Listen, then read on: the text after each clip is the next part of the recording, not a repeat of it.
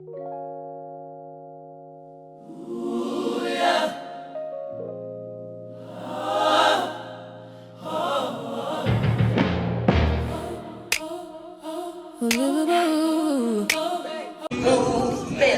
liberation movement for every single human. We have come to win. We have come to win.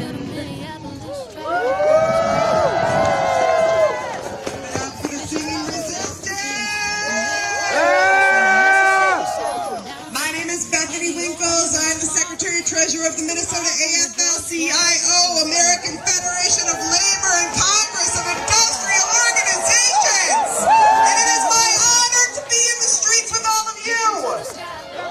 We are marching. We are here. And we have so many beautiful stories to hear today. I will be honored to be introducing speakers. We would ask that as you are marching, please listen to your marshals. They are here to keep us safe. Who keeps us safe? We keep us safe. Listen to your marshals. Watch where you're going, and let's get to that Capitol and join the rest of the folks who are here to say, "No kings!" No kings! Now we will hear from Carmen Campbell, a member of Service Employees International Union Healthcare, Minnesota and Iowa. Carmen! Minnesota! Hello, everyone! We're here today in solidarity. I'm Carmen, and I'm from SEIU Healthcare, Minnesota and Iowa. And I am a healthcare worker. And I am here to stand with all in solidarity of this disgrace that has come upon the people of Minnesota. We are tired of this ice. We are tired of the affliction of the people. We are tired of those who don't see all of us as humans and as American people. Whoever you are, we are here against no kings today. No kings today. We are here because we are fighting for our rights. Our salvation, our rights to be here, to stand because we know of our Constitution, our civil rights. So I am just here to let you know that because of ICE that has affected our Minnesotans, workers, our people that have come here who take care of their families, we are humans. We are not aliens. We are humans. And so we are here in solidarity to say no. No to the king who thinks he is nobody. Okay? Our healthcare workers and healthcare at SEIU has been affected. And we are not happy about it. People will not come to work because they have been afraid to be detained. We have had to fight for those who were detained. In healthcare, we have to fight for those who will not bring their children to the hospital to get proper care. It is not right that when people wait for months to come and have care and they can't not come because they are afraid to come outside. We say no to that. We will not stand for that. We are here in solidarity to fight against those who say we are not all human here in Minnesota. And as a healthcare worker, I am here in solidarity for that. So Minnesota, we're fighting together. Minnesota, we're fighting together. Minnesota, we're fighting together. SEIU Healthcare Minnesota is here with you. Amazing. Thank you. Thank you, Carmen. Now we will be hearing from Miguel Brito from Wisco. How are we doing, Minnesota? I want to take this moment to acknowledge the power that exists right here, right now. It's a beautiful thing to feel, and I hope you all are feeling it too. This is people power. Thank you all for being present. All of us are exactly where we need to be. None of this is a coincidence. My name is Miguel Brito. I'm a proud Mexican-American, son of 2 immigrants who came to this country seeking a better life, who have given me the opportunity to stand with you all today in solidarity. I'm a lifelong West Sider. I have the privilege of serving my community as an organizer with the West Side Community Organization, WESCO. For over 50 years, WESCO has fought for our community. They fight for racial equity, restorative justice, and to build collective power. It has never been about an individual. WESCO has always been about the collective. And that collective power has never been more important than it is right now. As we all know, the Trump regime has occupied our state. They instilled fear. They violated the rights of our neighbors, our friends, our families, and they ripped their communities apart. But we did not freeze. We came together and we fought back.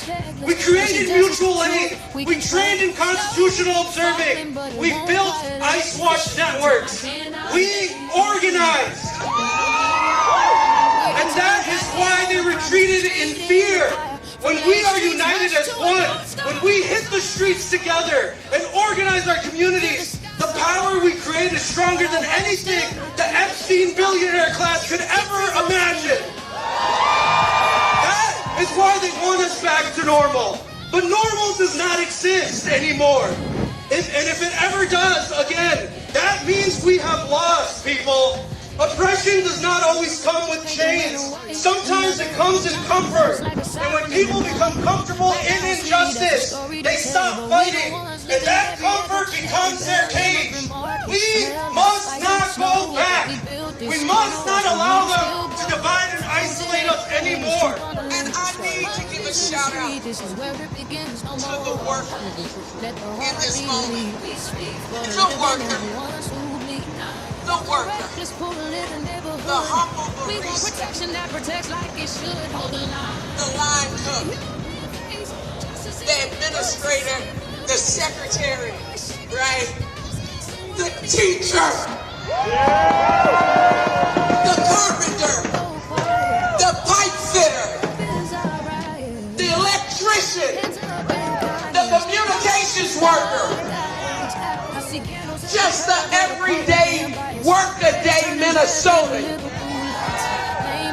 who looked to the left and looked to the right and said, I am not going to let them do this to my coworker, to my neighbor, to my child's classmate. Not today and not tomorrow, not here in the state of Minnesota.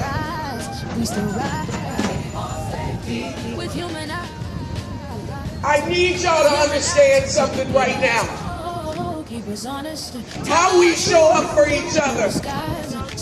Not just December and January and February and March. It's the way we're going to have to show up for each other. On a contract campaign, if you're in a union,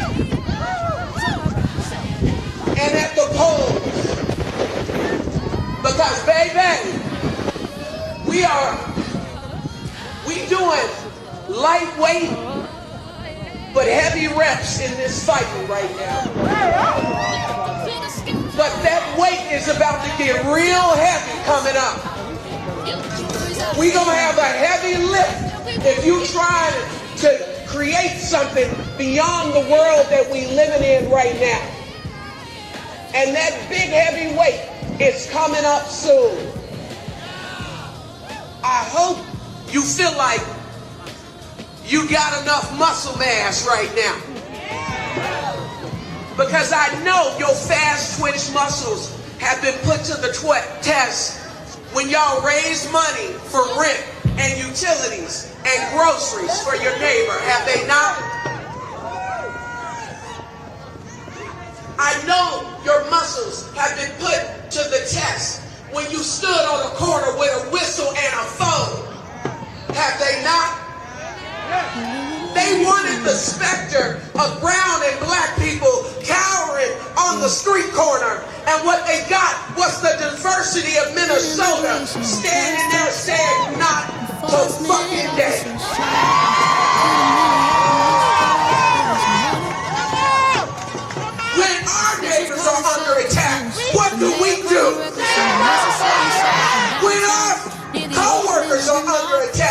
What do we do? What do we do? What do we do? And when this nation is under attack, what will we do? Stand up, fight back. What will we do? Stand up, fight back. What are we doing right now? We are standing up and we are prepared to do what? Fight back. What? Fight back. What? Fight back. We're gonna fight back. With not just with a march, but with your money and with your vote. Fight back! Amazing, thank you, Marsha! All right! Democracy is under attack. What do we do? Stand up, fight back. Democracy is under attack. What do we do? Stand up, fight back. When immigrants are under attack. What do we do? Stand up, fight back. When immigrants are under attack. What do we do? Stand up, fight back. When healthcare is under attack. What do we do? Stand up, fight back. When healthcare is under attack. What do we do? Stand up, fight back. When children are under attack. What do we do? Stand up, fight back. When children are under attack. What do we do? Stand up, fight back. When black lives are under attack. What do we do? Stand up, fight back. When black lives are under attack. What do we do? Stand up, fight back. When human rights are under attack. What do we do? Stand up, fight back. When human rights are under attack. What do we do? Stand up, fight back. Democracy is under attack. What do we do? Stand up, fight back. Democracy is under attack. What do we do? Stand up, fight back. Legislation is under attack. What do we do? Stand up, fight back. Our nation is under attack. What do we do? Stand up, fight back. What do we do? Stand up, fight back. What do we do? Stand up, fight back. Next up we got the Minnesota Association of Professional Employees. What do you have?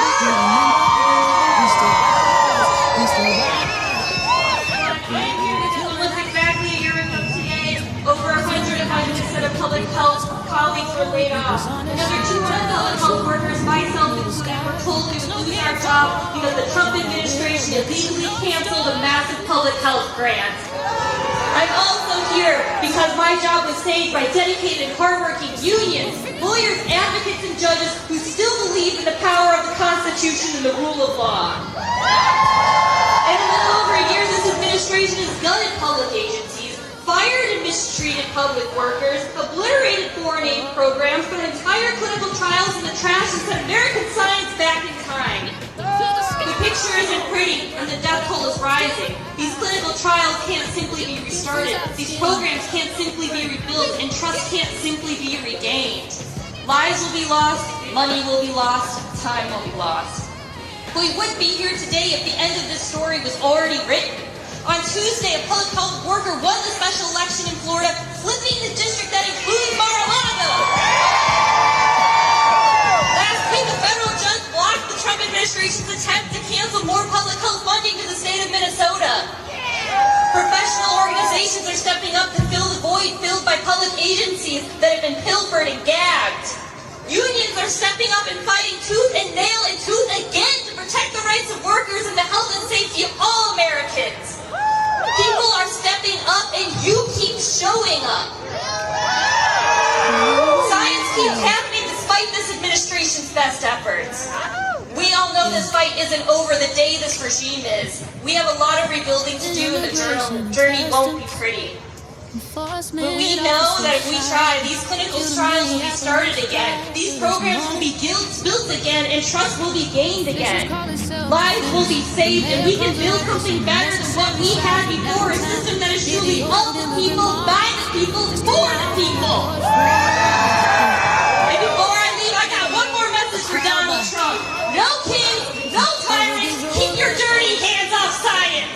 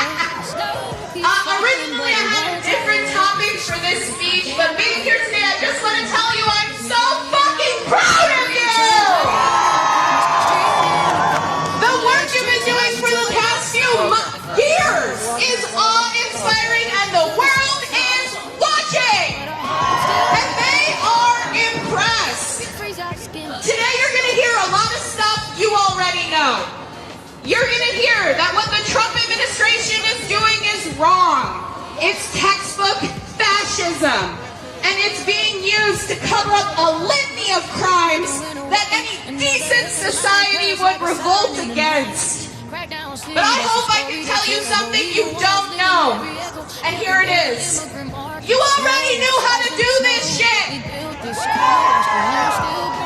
People think what we're doing here in Minnesota is revolutionary, but we are just doing what our teachers taught us. Don't be mean to people who are different. Pepper spraying your classmates is not nice. Share, help each other. But instead of just talking about these ideas, we are living them. As we go forward in this fight, I want to issue you 2 challenges. Number 1, I want you to meet your neighbors. I know it's scary to meet new people, but you are brave. Nicole and Alex died protecting their neighbors. You can go over and talk to your neighbor. Maybe bring a friend or some scotcheroos or both. The regime wants us to be fearful of each other. Capitalism can sell way more kitchen gadgets when everyone is siloed away from each other. But connected is how we humans have always survived. I'm not saying you gotta be best friends and hang out all the time. I'm just saying go knock on the door. Your neighbors will surprise you. Mine have. Okay, here's my number 2 ask. Share yourself. Have you been? Yeah. Are there any Stitchers in the crowd?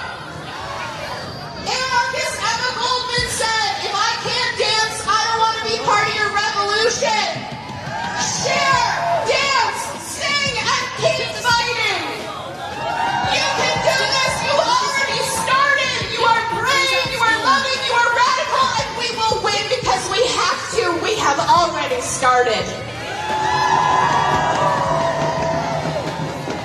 Thank you so much. All right, next up we have another amazing speaker from Mirac, Isaac Cabrera. Hello, Minnesota. My name is Isaac. I'm with Mirac. And I'm just a Mexican.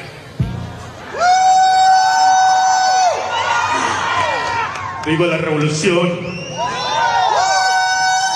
Okay, this past month, we saw drama every goddamn day. That's right. And we faced it ourselves. And when we asked our elected leaders to join our resistance, they told us they have bigger guns. What did we have? What did we have? We have nothing but whistles, cell phones, and each other. Nothing else. We had lots of will to fight back. Today, we are thirsty for accountability for all lives lost and all at the hands of ICE. All lives. We ask justice for Renee Good. We ask justice for Alex Preddy. We ask justice for Ruben Ray Martinez, shot by ICE at a traffic stop in 2025.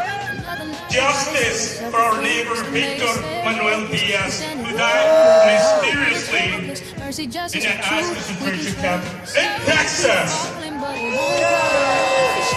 Justice for our neighbor and refugee Nurul Amin Shah Alam, left to die outside in the cold winter by ICE. Justice for Alberto Gutierrez Reyes, who died in ICE custody after he was repeatedly denied medical care. Shame. Justice for Daphne Mitchell, whom ICE left to die alone on the streets an hour from her home. Shame. We ask justice for Mohammed Nasir Pakjawal, who died within a day of being kidnapped by ICE. Shame. Justice for the dozens more unique and precious human lives we have lost to this terrorist organization that they just changed their name from KKK to ICE. There is no appeasing or compromising with this. And understand it didn't start within the last month or within the last January 2025. The immigration enforcement machine has been grinding through our communities for decades. Across every single administration, feeding our loved ones and neighbors to the rich and powerful that want you to believe that the immigrants are the roots of all of our problems. We say, no more! No more! And we expect our government to stand with us. Governor Walz, states, legislators, let's make Minnesota a sanctuary state. We will not bow down. We will not bend the knee. Legislation for all power for the people. All power for the people. Next we will hear from the Amalgamated Transit Union's own Ryan Timlin. Solidarity, everybody. I'm a bus driver for Metro Transit and a member of Amalgamated Transit Union Local 1005 in the South Side. Thank you. First, I want to remind everybody, it's a little over 2 months ago, that workers and students in the Twin Cities on January 23rd said no more work, no more school, and no more shopping, and send the message to get ICE out of the Twin Cities. It's the work that you all have done, uniting, and all the points everybody before me has spoke raised about the community work, the organizing. That is what it takes to defeat this, to defeat ICE. This movement needs to grow and keep pushing forward. With that being said, on May 1st, we are close to 20 years anniversary of One Day Without an Immigrant. This is a history that they're not going to teach you in our history books. A history where the immigrant community rose up against the reactionary bill that would have destroyed the immigrant community in this country. And they shut it down. They made sure that it didn't go anywhere, just like you all shut ICE down in the city. We need to keep that movement going. We need to build a movement that demands an eviction on moratorium, on evictions, that demands funding for healthcare, that demands funding for schools, that demands funding for housing, and also everybody is a human being. No human being is illegal. Right now, billions of dollars a day are being spent to drop bombs on Iranian citizens. It wasn't Iranian citizens who made our rents go up. It wasn't immigrants who made our health care go up. It wasn't immigrants and Iranian citizens that made inflation. It is the endless pursuit of profits of the system and the endless pursuit of imperialism that has raised this terror on Iranians and U.S. citizens alike and every worker across the globe. We need to unite across the globe to fight this tyranny. And with that being said, I think we need to build a general strike, a nationwide general strike, to shut down the billionaires' profits and to send a message: no, abolish ICE, end the war, fund healthcare, fund schools, fund transit, fund the needs of society, not the profits and not war. I'll end it here personally. There's organizations doing really good work. The Worker Solidarity Circle, Workers Assembly, Socialist Alternative, a lot of different organizations. And personally, I have to say on this note, I think we need to stop funding these politicians with these two-party systems that are backed by the billionaires. We need a new party, a workers' party, solidarity. All right, next we have from Unidos, Minnesota, Hello, Minnesota. My name is Mariah. I'm a leader with Monaca and Unidos, Minnesota. It is incredible to be with you all. You look really cute. You look really powerful. But it's especially amazing to be with all of you after what we've been through together.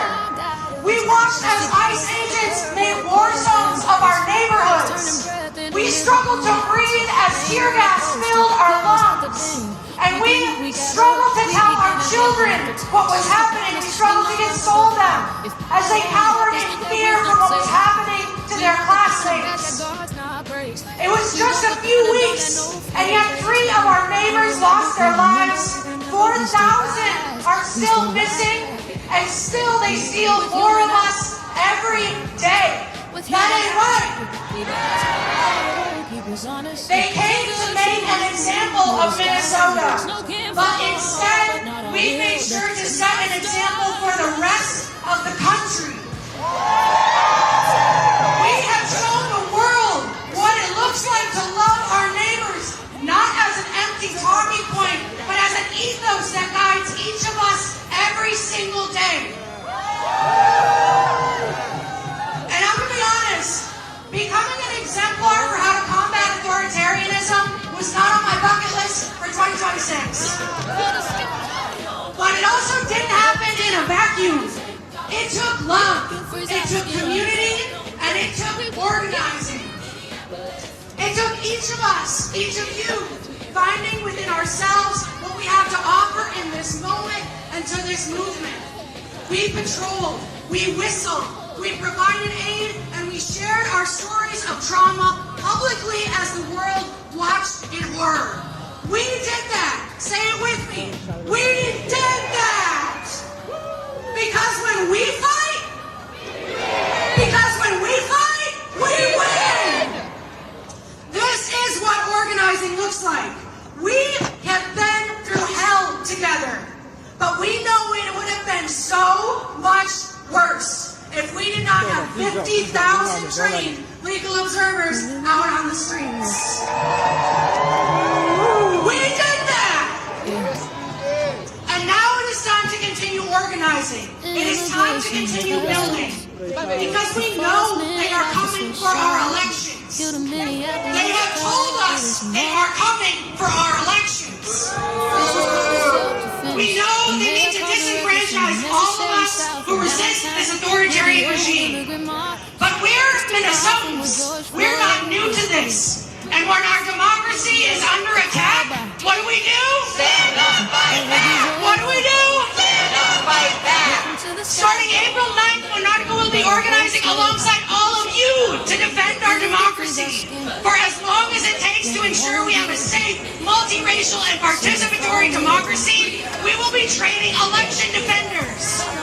When we get to the Capitol, I want you to scan the QR code, follow Unidos MN on Instagram, or go to monarchamn.org to sign up for our election defense kickoff on April 9th.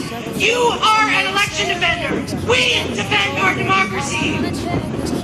Minnesota is the North Star state, and we are damn sure living up to our name.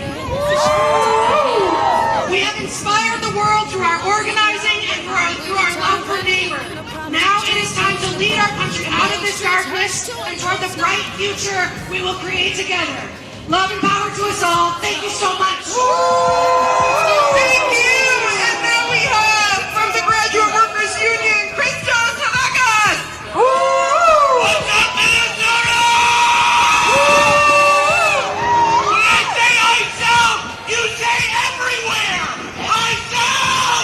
Everywhere. ICE out! Everywhere. I work as a lecturer up in Florida, my workplace is a source of job creation, life-changing, and life-improving careers. The Curry Bee has a tax-free workplace on every front and decimating corruption and capacity of science and discovery. The best of the university is discovered, but in every university in the United States. We are fed up! We are fed up with the mass firing of government employees that have taken whole departments of lab leaders, advisors, and technician staff. He's welcome comedian, activist, co-creator of The Daily Show, and founder of Abortion Access Front, Minnesota's own Liz Winstead.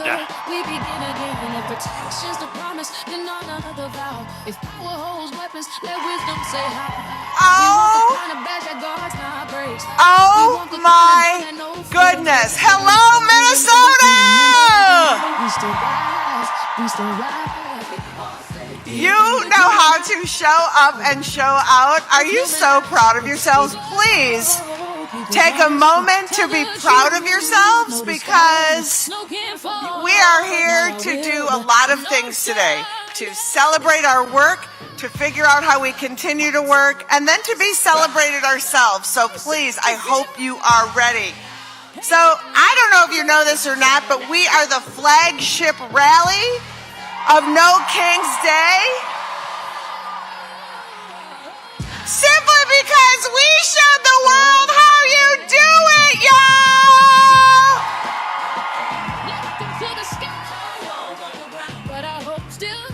Why did they ever think they would mess with Minnesotans? I have no idea.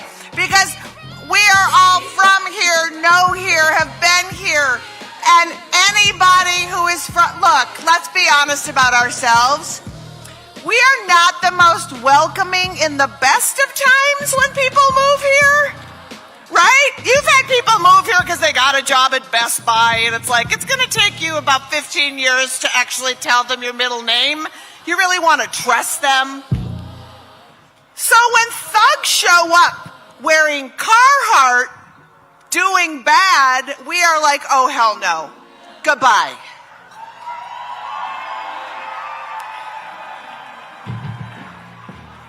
We do it with humor. We do it with rage.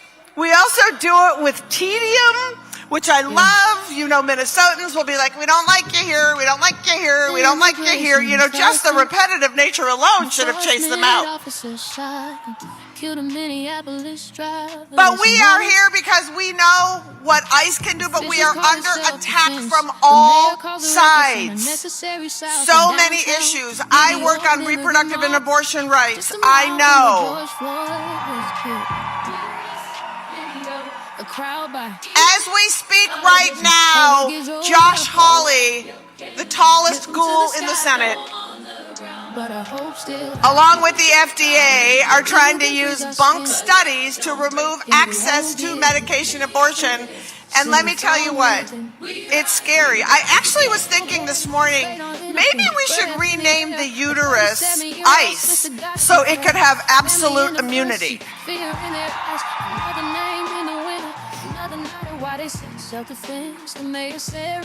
But I'm so proud of you.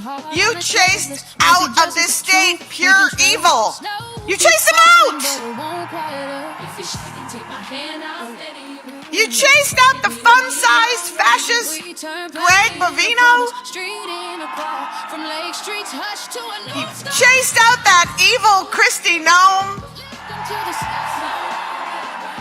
Kristi Noem is so evil, I'm starting to think that her dog took his own life. Just couldn't take it. Is this my future? I need to get out. I'm taking the goat with me. All right. I am here simply to introduce some of the finest people I know. People who have worked hard, people who have worked hard organizing here, musicians who are using their art to really fight against fascism. So today's about healing, joy, regenerating to continue to fight the work, and getting marching orders as we move ahead. And so, our first marching order, get out your phones. get out your phones, because I'm going to say this a couple of times throughout this block. So I want you to text the word vote to 30319. What that will do is you're going to get plugged into the Election Protection Network, which is so crucial, and they'll call on you to monitor polling places, report voter suppression, and show up when it matters most, because democracy doesn't defend itself, but together we will. What's the phrase? None of us are free till.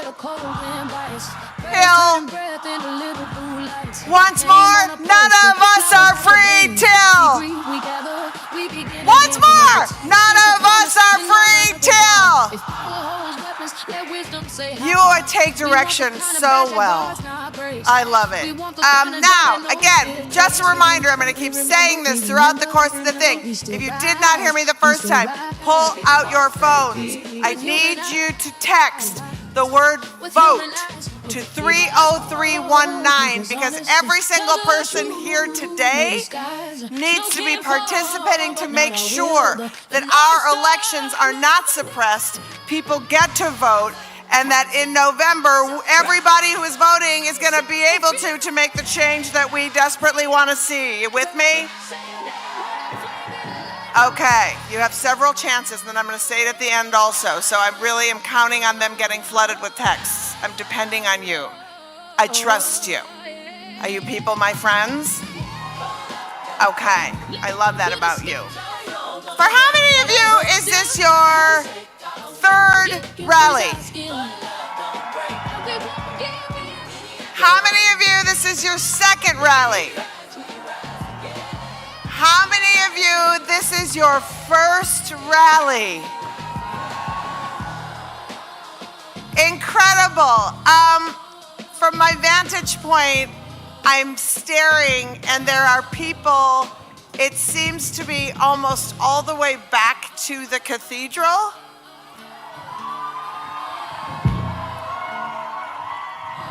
I just want to also give a shout out to those who making a journey like this today. They have different abilities, and this is hard. So the folks in the ADA section, a double thank you to you for coming out and understanding that your voices are as important as those who have the abilities to march. Let's give folks a round of applause for that. Immigration and customs. Enforcement officers shot. Because again, Minnesotans know how to take care of our own. And when I say our own, I do not mean we exclude anyone. No one's rights are on the chopping block. We have to make that commitment to ourselves, that we will stand with our whole chest, no matter who's under attack, whether that's black folks, brown folks, immigrants, queer folks, and trans folks. So often, we have so many tireless legal advocates defending us as we fight for our civil and constitutional rights. And there is no organization that fights more tirelessly than the ACLU and the ACLU of Minnesota. So it is my great privilege to welcome to the stage the Executive Director of the ACLU of Minnesota. Please welcome Dee Binder-Mayo! Turn pain in a promise, street in a choir, from Lake Street's hush to a North Star. All right. Thank you. How we fight and how we lead will dictate the world that we create. I will say that again. How we fight and how we lead will dictate the world that we create. For 100 years, the ACLU has fought to protect our rights to free speech, our rights to equal protection, our rights to due process, regardless of the party in power, and we are proud to have filed over 200 legal actions against the Trump administration. And we remember here in Minnesota just a few short months ago when we found ourselves in the center of a storm once again. Amidst the discriminatory arrests and assaults, the targeting of our neighbors and our leaders, the racial profiling, and the unprecedented abuse of executive authority while the world watched, Minnesotans did not waver. Minnesotans did not hesitate. Minnesotans did not capitulate. No, Minnesotans held their ground and showed the world what the words "we the people" really mean. Minnesota, because of the way you led, you have carved new ground that will forever be part of this nation's legacy. Minnesota, because of the way you led, you showed the world that control and uniformity is not power. Unity is power. Unity is power.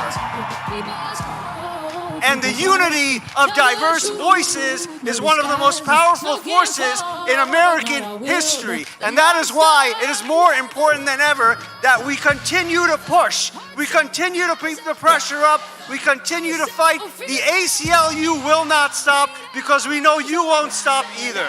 Because we the people will not be silenced. We the people will not be intimidated. We the people will not trade away our rights. We're going to keep going forward, and we are going to fight for all of our rights, for all of us. All of us. All of us.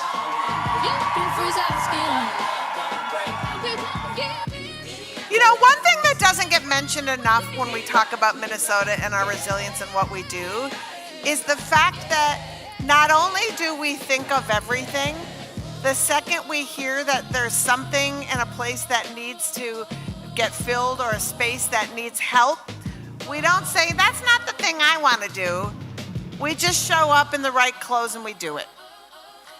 And I just want, since there's cameras here and the nation is watching the stream, I want people to know that if you want to act like Minnesota, or you think, Minnesota's a model, what can I do? Well, you can check your ego about what you want to do and listen to the leadership, and when they tell you what they need done, you do that. And you pay enough attention to the amazing organizers who've been on the ground, who actually have the information, who've already done the work, instead of starting your own. Oftentimes you're like, who's doing it? It's like someone. You just need to learn who, and then you need to be the pack mule in the fight that they have been doing and organizing, because let me tell you what we need is pack mules, because there's brilliant minds and brilliant leaders in this community who oftentimes are putting up the folding chairs when they should be literally strategizing, because that's their strong suit. So be the folding chairs people, be the I'll bring donuts people for the brilliant minds who are actually making this train run. You can freeze our skin, don't break, and we won't give it. And on that note, I'm going to bring up some really brilliant minds who helped organize this entire day across the country and the world. They are tireless humans. Some I have met just recently and I so admire. Some I've met today. Some whose work I've admired from afar. But you're so lucky to have them here today to speak to you about what you've done, and more importantly, where we need to go and what we need to do. So remember what I said just 2 seconds ago about when they tell you, do that.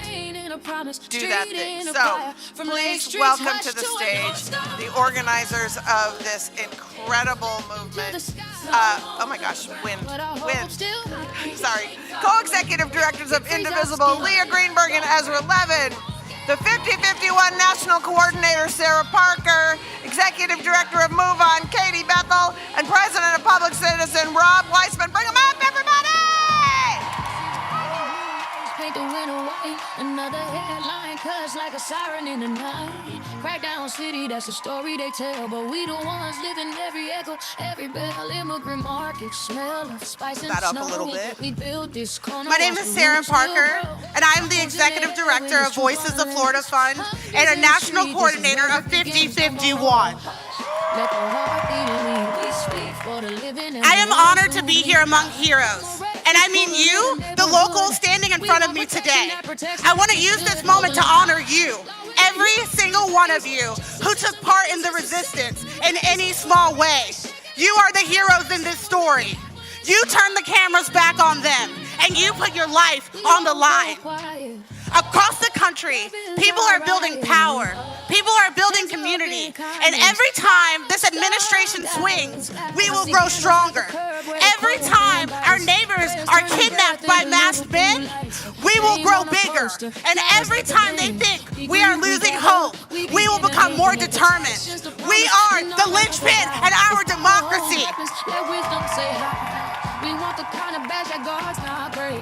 No Kings is calling for people just like you across the country to continue to build local power and those networks, to protect your neighbors and stand up and fight back. If there's anything I've learned living in Florida, you can't cede a damn inch to this authoritarian administration and to a man who has an ego of a king and the temperament of a child. We will not give in. We will not give up. They tried to control the narrative, and we are taking it back. The truth is immutable. We were never the villains in this story. They have always been. We demand accountability. We demand an end to reckless masked men terrorizing our neighborhoods. We demand an end to abortion bans. We demand justice and peace for our Black, brown, and LGBTQIA communities. And we demand free and fair elections. And right now, Minnesota knows what we need to do, and we need to tell the nation right now, because there are people who feel helpless. There are people who feel scared. There are people who feel like showing up doesn't make a difference. But you know all of this matters. You know, what do we do when they try to trample our rights? What do? We show up. When they try to steal the election, what are we gonna do? When they declare illegal wars, what do we do? Now, I want to tell you about some people who are showing up right now today for this No Kings community.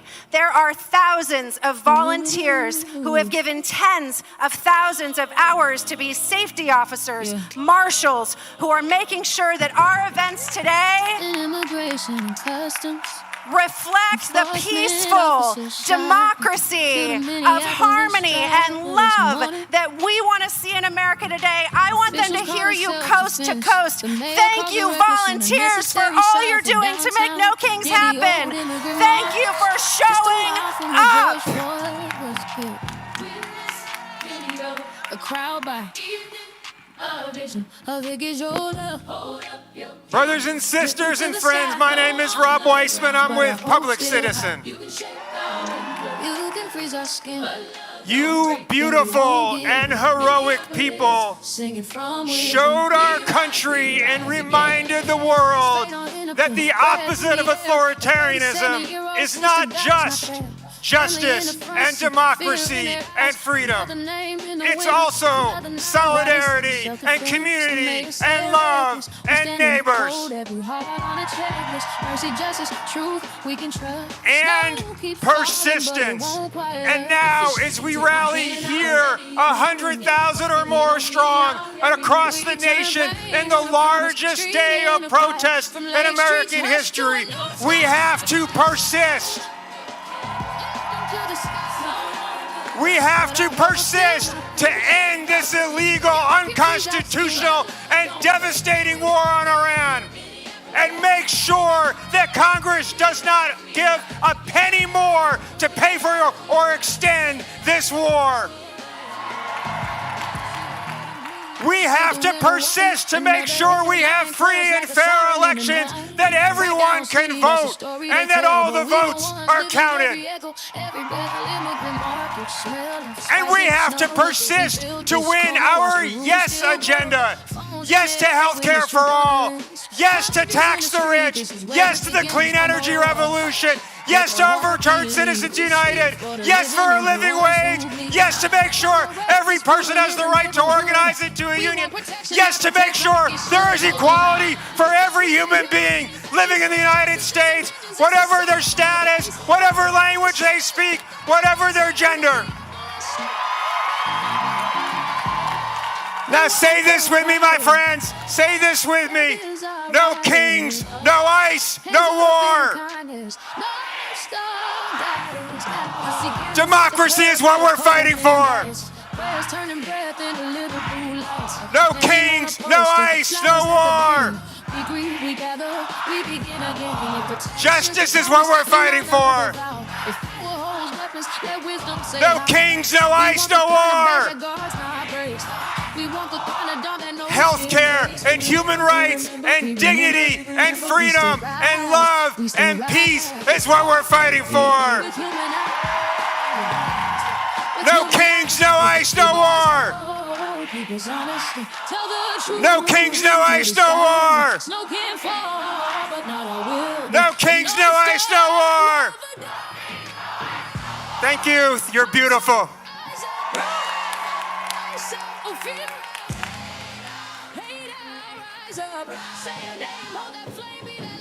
Hi, Minnesota. It is incredible to be here with you today. I'm Leah.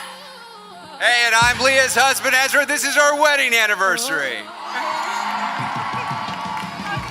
And we are proud to support a movement of thousands of local indivisible groups across the country building power on their home turf, including the incredible groups of Minnesota.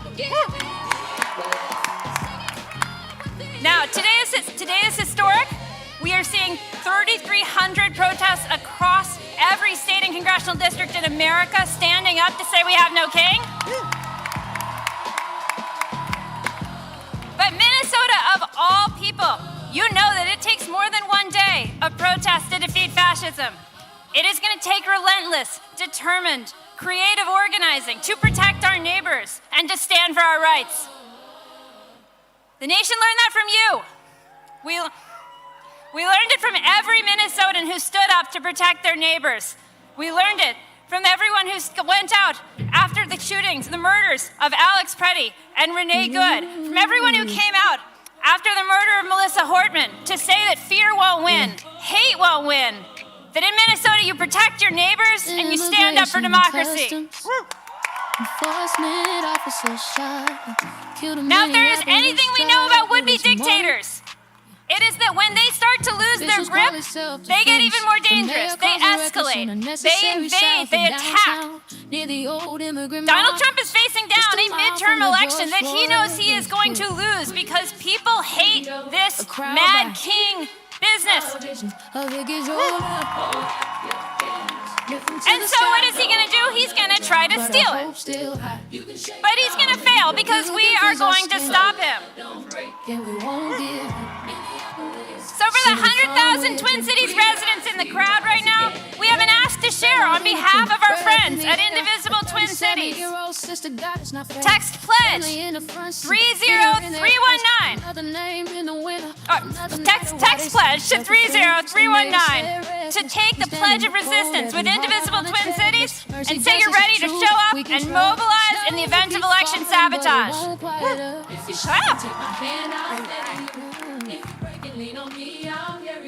Sorry, folks, I'm back. This is the largest protest in Minnesota history. Good job, everybody. Now, if you know anything about Indivisible, we have a real bias towards action. So we're going to give you some actions. Leah just gave you one action for everybody in the Twin Cities. There are millions of people watching now. And for the millions of people around the country, around the globe, we've got to work in concert with the Minnesotans. When Trump tries to sabotage the midterms, we need to match the depth of the organizing that we've seen here in Minnesota with the breadth of the organizing we're seeing all over the world for No Kings 3. So what does that mean? Let's get specific. I want everybody here to put this on your calendar. The next major national action of this movement is not just going to be another protest. It is a tactical escalation. An escalation. It is an economic show of force inspired by Minnesota's own Day of Truth and Action. We all saw this. Thousands of teachers and nurses, community leaders, faith leaders showing up in sub-zero temperatures, showing this state that they were not going to put up with business as usual while a secret police goon squad was murdering Americans in the streets. We need to do that nationally, y'all. We need to do that all over the country. So on May 1st, on May Day, across the country, we are saying no business as usual. No work, no school, no shopping. We're going to show up and say we're putting workers over billionaires and kings. Minnesota, we cannot thank you enough for the courage you've displayed, for the instruction you have given.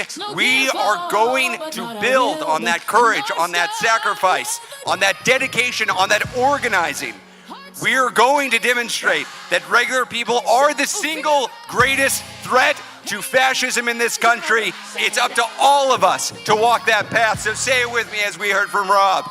No kings, no ice, no war. No kings, no ice, no war. No kings, no ice, no war. No kings, no ice, no war. How many kings? How many kings? Damn right, see you May 1st. So y'all, being that a big part of this day is a tribute to all of you, we have another video from another super dope person who couldn't be here but wanted to lend his voice in a sort of montage of all of the great work that you did. There will not be enough dildo throwing in this video, I will warn you, but that's just the world we live in. I'm so sorry. So please take a look at yourselves and see how amazing it really is.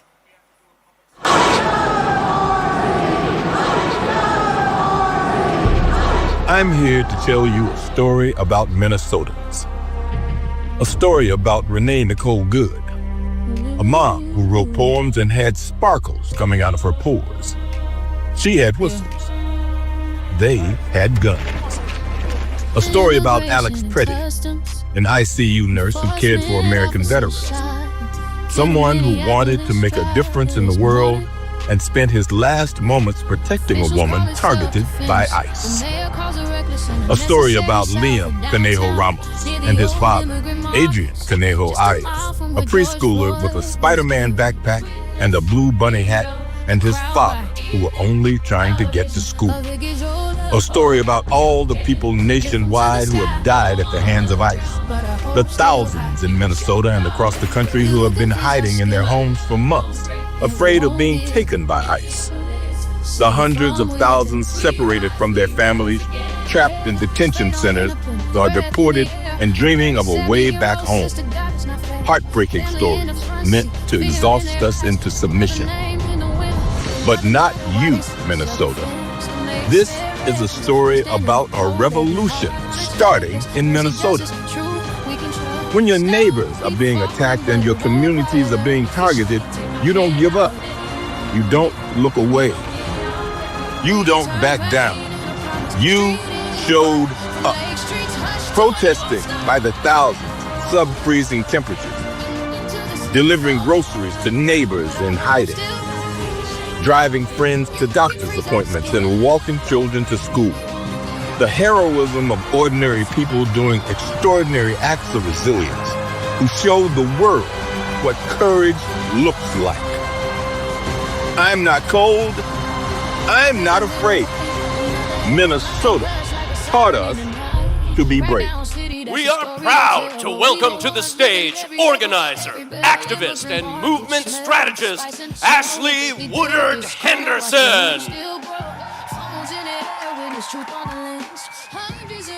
This is where it begins, no more. Let the heartbeat lead. We speak for the living and the ones who bleed.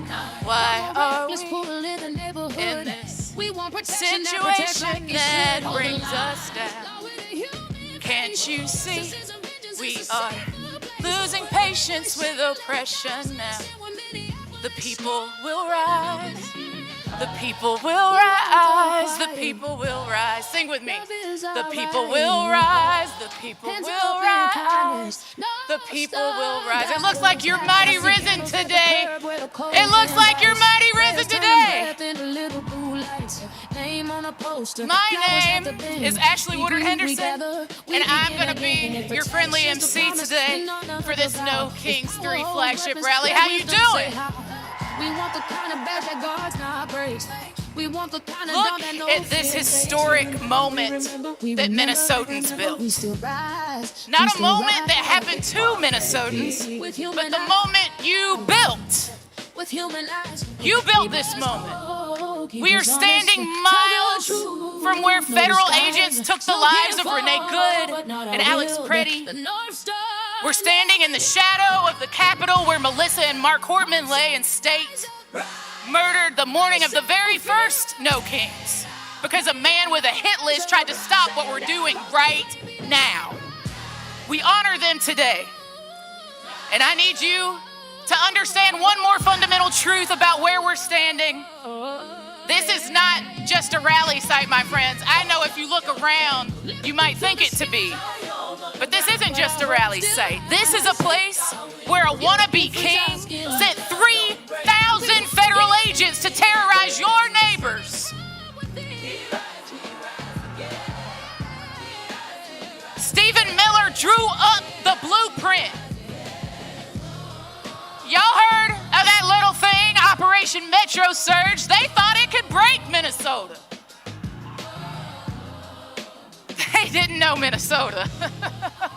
They didn't know Minnesota. They didn't know the immigrant families and labor unions, faith leaders and soccer moms, retirees and young people would lock arms and say, "Not our neighbors.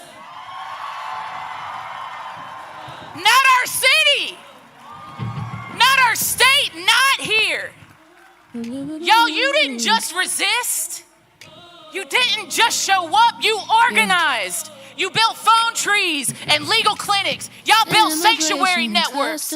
You showed up in 10 below 0 degree weather. You came out when they had pepper spray and tear gas and bullets. You came back the next day and the day after that and the day after that. And guess what? The whole damn country told them to leave. A crowd by. And guess what, y'all? Christy Noem and Greg Bovino, peace, they gone, right? The Twin Cities, the land of 10,000 lakes, guess what? Y'all still here? Look around. We out here. That's not just a one-day protest, my friends. That's building power. You all are showing us why we ought to be here. Because Minnesotans proved to our entire country something that we all need to take seriously and learn. We do not wait for permission to protect each other. We do not beg a wannabe king to do the right thing. We organize. We refuse to comply or cooperate with evil forces in high places. When they demand our complicity and quiet disobedience, we do the right thing. We build people power together. And it wasn't just here. It was Los Angeles and Memphis and Washington, D.C., Chicago, Portland, Charlotte, Denver, Atlanta, Newark, Philadelphia, Seattle, Nashville. It was communities across our country. This administration will not win. They will not win. And we will make it clear, as they try to prove to us that they will use force against our people, even when we are peaceful. Across our country, our people have made it clear back. We will not be broken. In June, 5 million people took to the streets. In October, 7 million. Right now, right this second, there are 3,300 No Kings actions happening across 16 countries.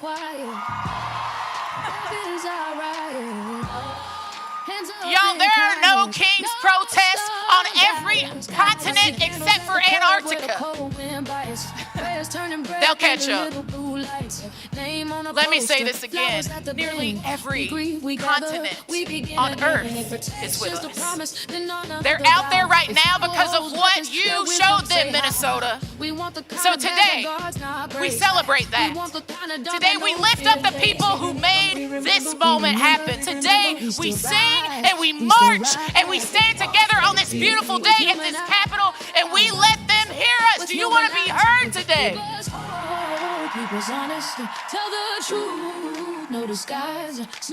Now, y'all know me because y'all been on the mass calls. I have to keep it honest with you. And you know I'm going to keep it real with you today and tomorrow. Today is not the finish line, my friends. How many of y'all it's your first No Kings? Holler at me if it's your first No Kings. I see you. Welcome. Today is not the end of our work. Today is the beginning. Today is the proof of concept. What you built here in Minnesota, every single community in this country needs help to build. And they're gonna need your help. Y'all, today, we're gonna have a beautiful day, right? We are gonna be powerful together today, right? We are gonna be disciplined in our nonviolence today, right? We're gonna build power together. Let's honor the people that we have lost. Let's celebrate the people who are still fighting, like each and every one of you.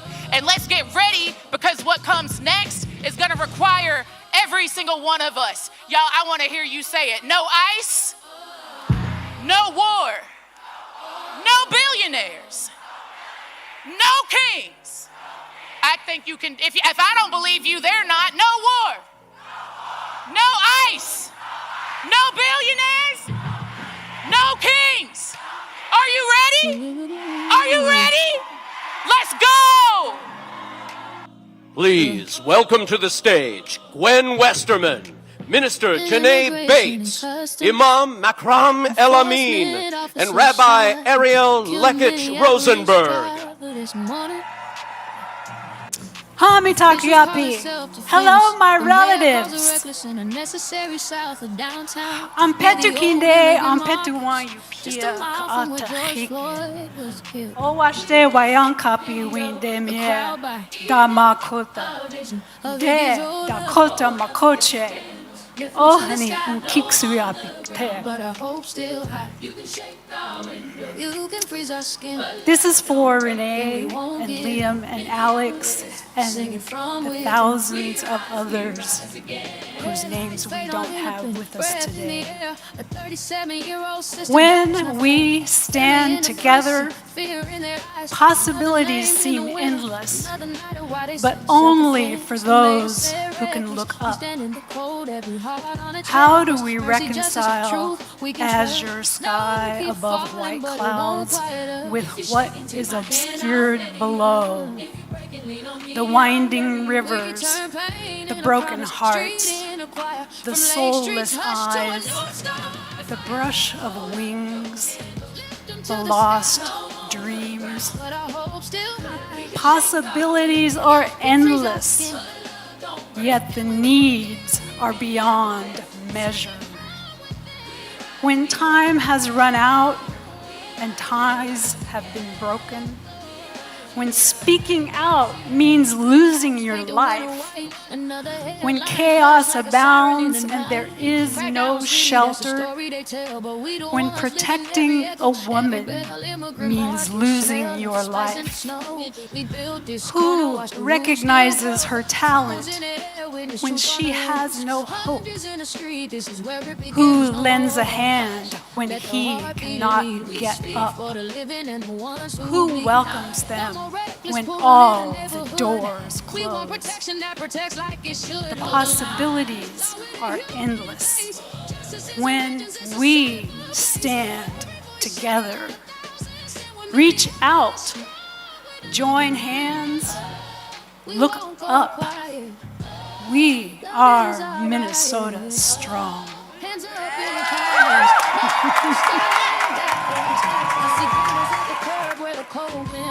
Thank you, Gwen. Hello, Minnesota! I am Minister Janae Bates Amari. I am the co-executive director of Isaiah and Faith in Minnesota in this awesome state. And can I keep it real with you all for a minute? Can I keep it real with you all for a minute? I'm going to talk very, very clearly, fully, and unapologetically. No disguise, snow can't fall, but not I will. Country who are using something called white Christian nationalism.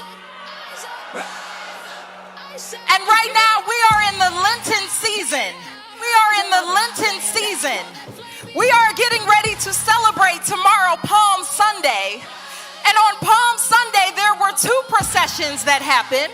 There was one that we hear about with Jesus on a donkey, but there was another with Pontius Pilate and Caesar, who declared himself as king, who tried to hold down the people of that time, who tried to tell us that we do not deserve better, who tried to oppress people with cruelty, who tried to tax people and take their wages and use them for things that were not about feeding the hungry, that were not about healing the sick, that were not about caring for the poor, that were not about loving thy neighbor. And that is what we who call ourselves Christians are supposed to do.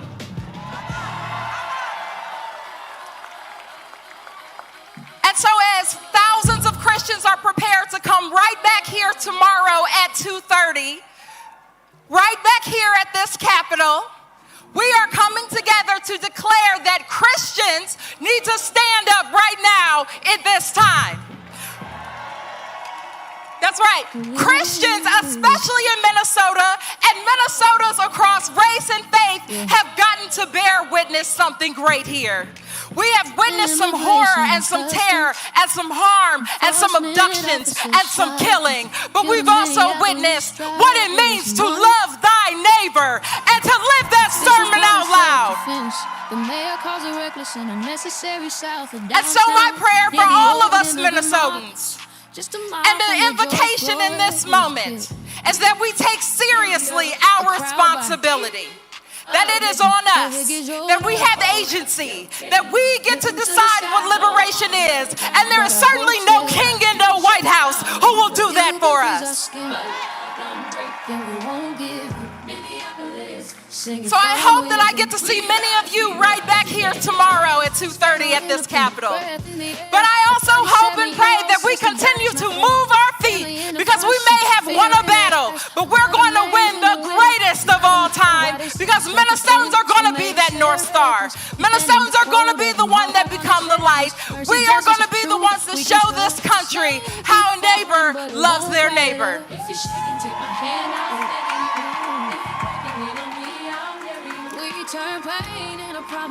Greetings of peace. I greet you with the universal greeting of peace. Assalamu alaikum. May God's peace be with you. I am Imam Makram El Amin, and I stand before you today as a Muslim. I stand before you as an imam, as an African American man whose very existence is rooted in the struggle for dignity, justice, and freedom. Oh God, the creator of all, Lord of humanity, you created us from a single soul and made us nations and tribes that we may come to know each other. We ask you this day to bless this gathering, not just for our presence, but for our purpose, not just for our voices, but for our courage. We stand together in this moment where power seeks to concentrate itself in the hands of a few. Where fear is used to divide neighbor from neighbor, where the language of domination is dressed up as order. But we know better. We have seen this before. We carry the memory of oppression in our very bones. And we also carry the legacy of resistance in our spirits. Oh God, strengthen us to speak truth to power, not with hatred, but with clarity, not with violence, but with unwavering convictions. Let us not be intimidated by the machinery of authoritarianism, nor seduced by the comfort of silence. May us all people stand together for justice even when it's inconvenient. Make us people who protect the vulnerable even when it costs us something. Make us people who refuse to bow to any king except for you. And while we stand firm, oh God, strengthen our hearts towards one another in this interfaith gathering. Remind us that our diversity is not weakness, it is our witness. Together, Muslims, Christians, Jewish people, and people of consciousness will form a moral arc that no regime can permanently bend away from justice. Oh God, raise us to a higher level today. Let us be a just rally, not just a rally, but a renewal of our commitment to each other, a renewal of our belief that justice is still possible, a renewal of their courage to build a nation lives in its highest ideals. And when history remembers this moment, let it be said that we did not shrink, we stood. We did not divide, we united. We did not despair, we believed. May God bless you all. God protect this city, and God protect all of those who are working for justice, dignity, and peace. Ameen. So dear ones, welcome to this epic family reunion. And what a family we are. The people of Minnesota with our whistles, with our cell phones doing everything we can to stop the federal government's invasion of our home. Everything we can to stop authoritarianism. Now, Jewish people will tell the story this week around our Passover tables of our ancestors leaving the narrowness of oppression as an Erev Rav, as a multiracial, cross-class, intergenerational multitude, an enduring coalition. Our ancestors crossed the sea with their neighbors. They would not leave each other behind. And in Minnesota, we have created an ecosystem of resistance in the face of fascists and white Christian nationalists. Bound together, we work to keep each other safe. And these oligarchs, they're scared of our network of neighbors, this web of care, and they should be. And we're here together today to say no. No to the abductions. No to the brutality of this federal invasion. No to fascism. No to any leader that attempts to lead without the will of the people. But we are also saying a loud and beautiful yes to the world that we want. Yes to repairing our communities. Yes to our shared dignity. Yes to our defiant joy. So Holy One, be with us now, this irrepressible coalition, calling on our neighbors across the country and around the world to join us, to show up with the strength of our no and the chutzpah and the vitality of our yes, that we might build a world founded on a transformative love for one another that gives us the strength to oppose the forces of domination. So Holy One, make us a people who say yes and yes and yes to one another. Yes to creativity, yes to courage, yes to belonging to this expansive and expanding coalition. No one is getting left behind this time. We get there together or never get there at all. No Kings is proud to welcome to the stage the 41st governor of the great state of Minnesota, Tim Walz, and First Lady Gwen Walz. This is where it begins no more. Let the heart beat lead. We speak for the living and the ones who bleed. Let's put a little neighborhood. We want protection that protects like it should. Hold the line. Hello, Minnesota. Welcome to the freest state in the nation. A state where you love who you choose to love. A state where you make your healthcare decisions. A state where you worship or not according to your own beliefs. And maybe most importantly, a state where everyone belongs. Thank you to all the organizers. Thank you to our sisters and brothers in labor for the work you do every day and being here making this possible. Look, when the wannabe dictator in the White House sent his untrained, aggressive thugs to do damage to Minnesota, it was you, Minnesota, who stood up for your neighbors, who stood up for decency, who stood up for kindness. And at this moment that we are still in, when democracy itself seems to be at risk, it was Minnesota who said, not on our watch, not on our watch.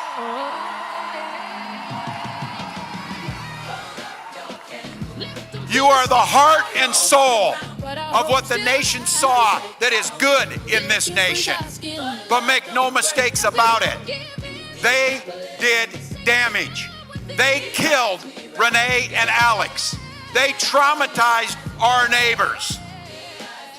And just be very clear, our weather may be a little cool, but our people are warm and we're fierce. And my message, because this is not over, don't ever mistake our kindness for weakness. We demand justice for Renee Good and Alex Preddy. We demand justice for every single person who was hurt or traumatized. We will never forget what they did here. And I have a message to our immigrant community here in Minnesota. You are seen, heard, valued, and loved. You add value to our state. You are part of the fabric of what is good about Minnesota. And I have to tell you, that is a hell of a lot more than I'll say about anybody in the White House. And I will add a special thank you and a special acknowledgement that we will never leave the side of our Somali Minnesotans. Here's our pledge to you, our Somali Minnesotans. Your great-grandchildren will still be here when that orange clown is in the dustbin of history.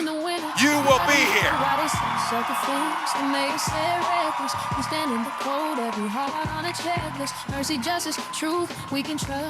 They call us radicals. I see that the president said it's a bunch of radicals. You're damn right we've been radicalized. Radicalized by compassion. Radicalized by decency. Radicalized by due process. Radicalized by democracy. And radicalized to do all we can to oppose authoritarianism. So for those of you watching at home, welcome to the North Star State. Welcome to the land of hope and dreams. And it's my pleasure to be able to welcome somebody who has spent a lifetime giving voice to the working class, expressing our hopes and dreams, our fears, all of the things that makes us human, and has done that with a voice that resonated across generations. So I have to tell you, we're damn sure about this. We need no damn kings. But I'll tell you what I'm glad we have. We do need a boss. Please welcome Bruce Springsteen to the stage. Hello, Minnesota. Hey, it's turning into a beautiful day.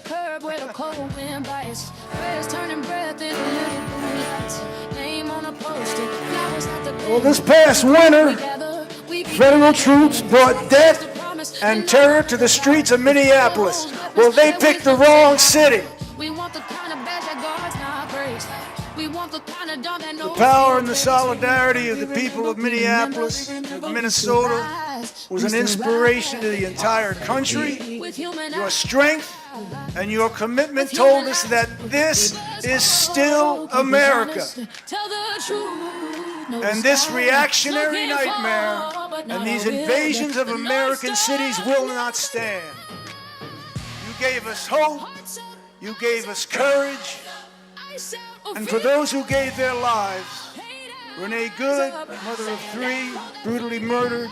Alex Preddy, VA nurse, executed by ICE. Shot in the back and left to die in the street without even the decency of our lawless government investigating their deaths. Their bravery, their sacrifice, and their names will not be forgotten. Minnesota has inspired the world with its courage, resilience, and resolve, and that takes leadership. Please welcome 3 Minnesotans who rose to the moment. Carolina Ortiz, Malika Dahir, and your mayor, Kali Her. That's right! Ice out now! Good afternoon, America. I am Carolina Ortiz, Associate Executive Director of COPAL and a leader with the Immigrant Defense Network. I am an immigrant, a former undocumented person, a DACA recipient, and I stand here because as a child, I learned what it means when your life can be decided by a piece of paper when your future feels uncertain. I carried fear, but I also carried something stronger, the belief that one day we would rise, and that day is today. So let me say this very clear. We are not the problem to solve. Immigrants are a blessing to this country. Say it with me. Immigrants are a blessing to this country. For too long, the story about immigrants has been written in fear. But fear is a poor storyteller because fear only knows how to divide. It cannot see who we really are. We are the hands that build. We are the hearts that care. We invest in this country even when it does not always believe in us. During Operation Metro Surge, our communities were targeted, silenced, and criminalized. Families stopped going to work, to school, because even a normal day no longer felt safe. But even in those moments, we showed up and we protected one another. And across Minnesota, we built something powerful. Together, we trained over 33,000 constitutional observers, neighbors who stood in our communities, watching, documenting, and saying if they come for one of us, they will have to face all of us. This is what courage looks like. This is what people power looks like.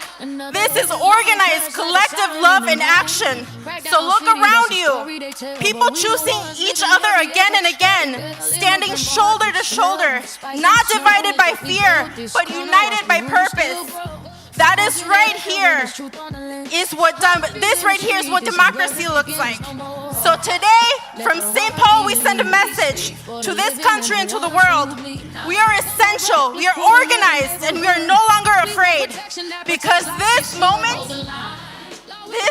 right here is bigger than politics.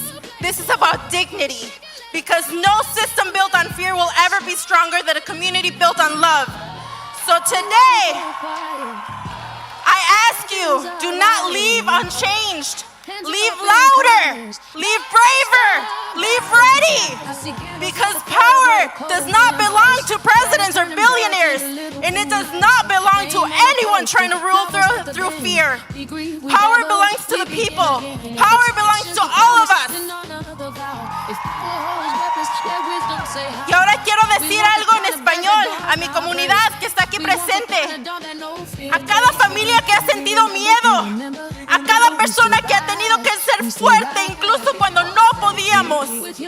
Aquí nos organizamos, nos cuidamos y nos defendemos porque somos una comunidad de dignidad, de fuerza y de amor. Y aunque intenten dividirnos, aunque intenten silenciarnos, no podrán hacerlo.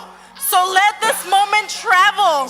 across the United States, across the world, and let it be clear to every single corner of this country.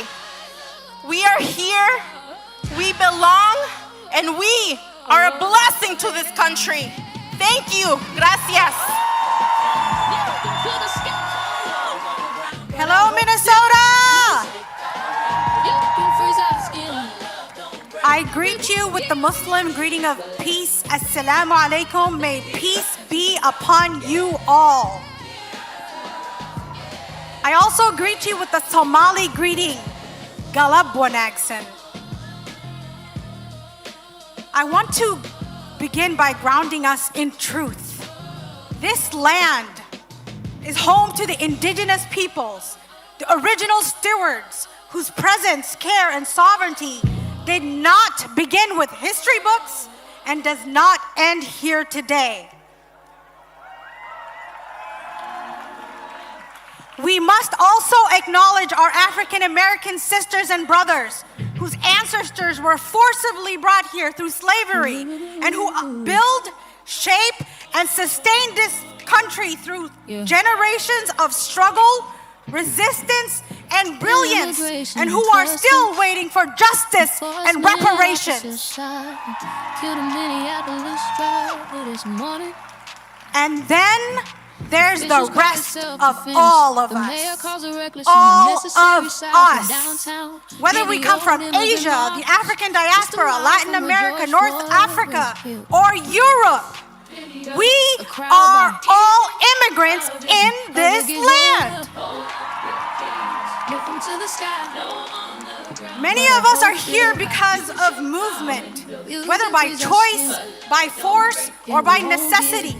Whether our ancestors escaped monarchies, wars, persecutions, we crossed oceans and borders in search for a better life, liberty, and the pursuit of happiness. Naming this matters. It reminds us while our stories are different, they are deeply connected through histories of displacement, resilience, and the struggle for dignity.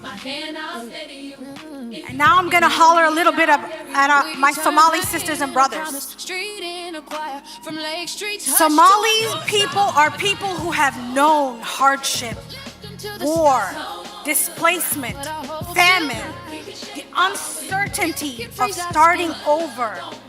Many of us carry stories of loss, but alongside these stories is something just as powerful: survival, strength, and the refusal to be erased. Because even when borders shift, our identity does not. As a Somali American, we carry the stories of 1,000 sunrises over the Horn of Africa. We carry the strength of our mothers, the resilience of our fathers. We come from people who have survived war, displacement, and started over and over from nothing. So understand this: if we have survived all of that, we will survive your harsh words.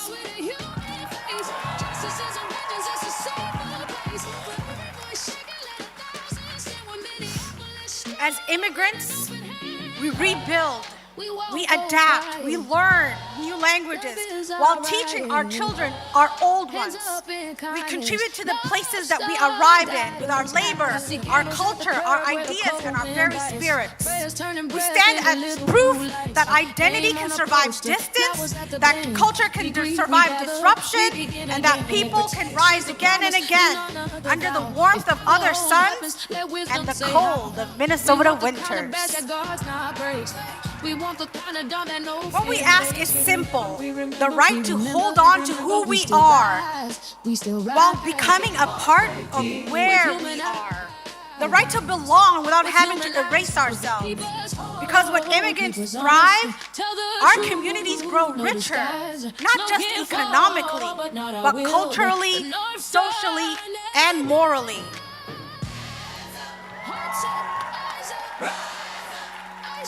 Over the last few months, Minnesotans have shown up in record numbers to protect one another. We showed the nations that our differences are our special sauce. Our neighbor's dignity will not be tied to where you were born. We showed the nation that it is tied to our humanity. Today we stand at a moment in history that demands more than reflection. It demands action.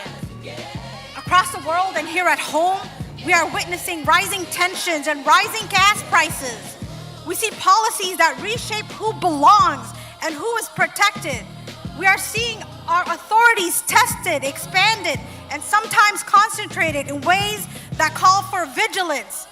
This is not a moment for silence. It's a moment for clarity. And let us be clear.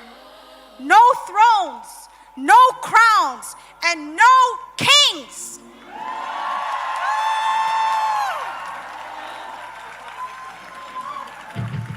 So America, Minnesota, what do we do after this moment?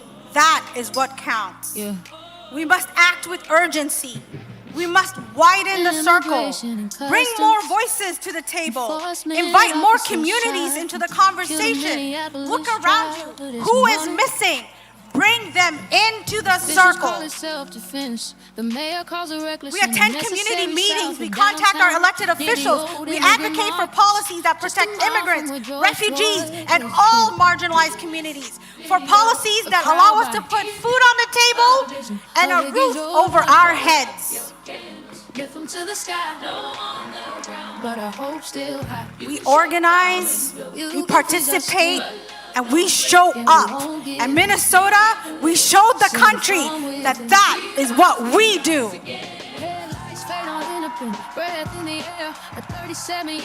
So let's continue to show up. Not just today, not in this moment of crisis, but consistently, ongoing, relentlessly in our commitment to justice and inclusion. We roll up our sleeves and get to work towards meaningful and systemic change. Hi everyone. Nha Zhong. St. Paul Mayor. I want to welcome everyone in St. Paul here, communities across Minnesota, and all across the nation. As the mayor of our beautiful capital city, I welcome you.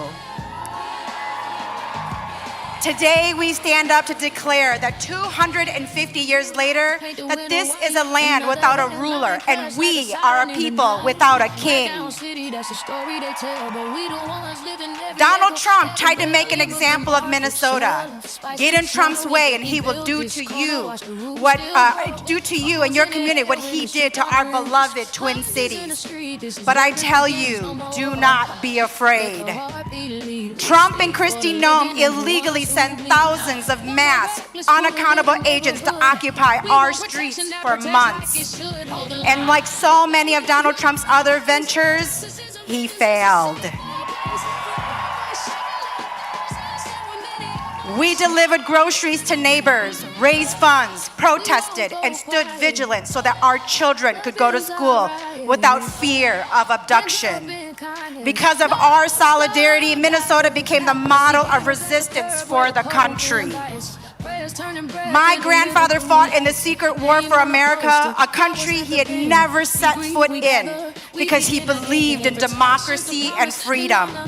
My family fled this war as refugees to bring their children to a country where they would be free from tyranny and oppression. They could never imagine their children would end up living in an occupied city, too afraid to open their blinds and leave their homes. The occupation our community experienced is not who we are or should be as a country. I shouldn't. You shouldn't. Your children should not have to carry around their passports in fear of unlawful detention. We are not defined by the tragedy we experience, but by how we respond to it. Donald Trump, your actions speak for who you are, and the chaos of your lawless agents is yours to bear. St. Paul and Minneapolis have shown that strength comes from the people, not from a king. The lessons we learned, the unity we built, the communities we created during this crisis will endure. We know who our neighbors are, and we will always stand with them in power and in love. As Mayor of St. Paul, I want to thank our partners in the state, Governor Walz, Lieutenant Governor Flanagan, Attorney General Keith Ellison, my partner across the river, Mayor Fry, our neighboring cities and communities, the Minnesota ACLU, Twin Cities Indivisible, and most of all, I am grateful to all of you who stand with me when I say, no kings! Thank you. People across the Twin Cities have stepped up over many months to protect their neighbors and push back against authoritarianism. Now it's time for the world to hear their stories. Give a warm, no kings welcome to Flannery Clark, Nick Benson, Natalie Errett, and Nakima Levy Armstrong. A crowd by looking to the sky, but I hope still high. You can freeze our skin. Hello, Minnesota. Hello, I'm Nick Benson. I like airplanes, and I'm a plaid-clad working dad.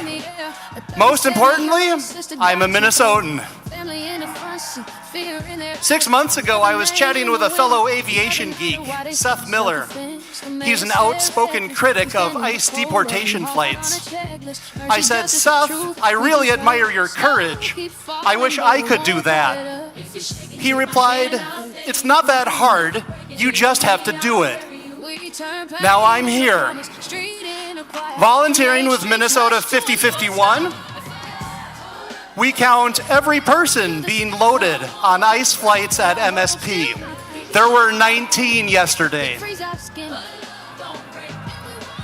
We revealed that Delta Airlines is flying Minnesota kids to concentration camps.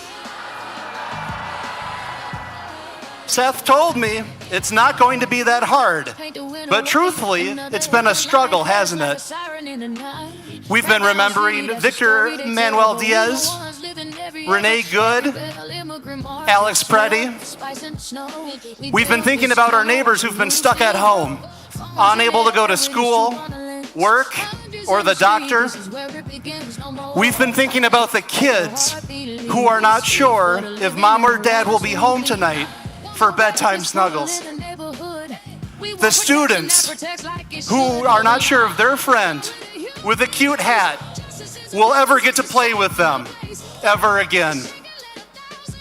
We've knelt in apartment hallways, Spanish over speakerphone, explaining that we were there to help. We've woken up full of rage after a nightmare, discovering ICE agents lurking in another place that used to be safe. It wasn't easy, but we had to do it.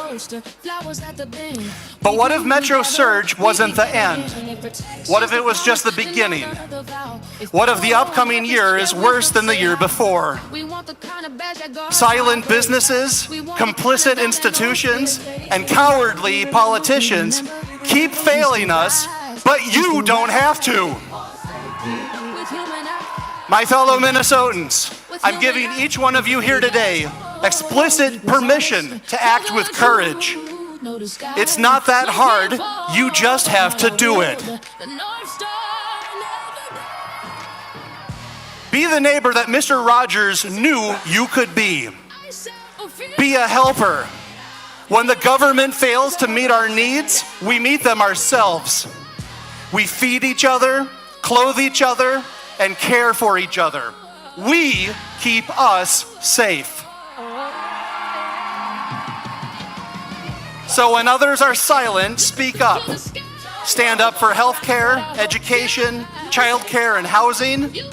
No Kings is a great start, but we also need to be done with cowards. When I say no kings, you say no cowards. No kings. No kings. I love you, Minnesota. Fuck ICE.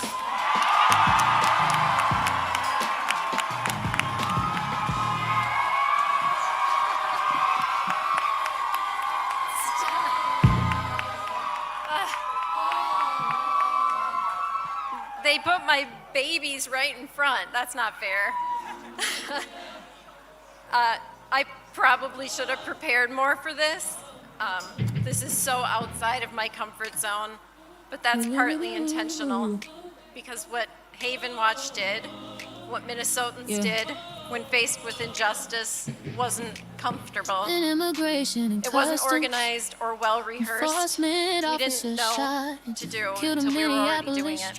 We just acted.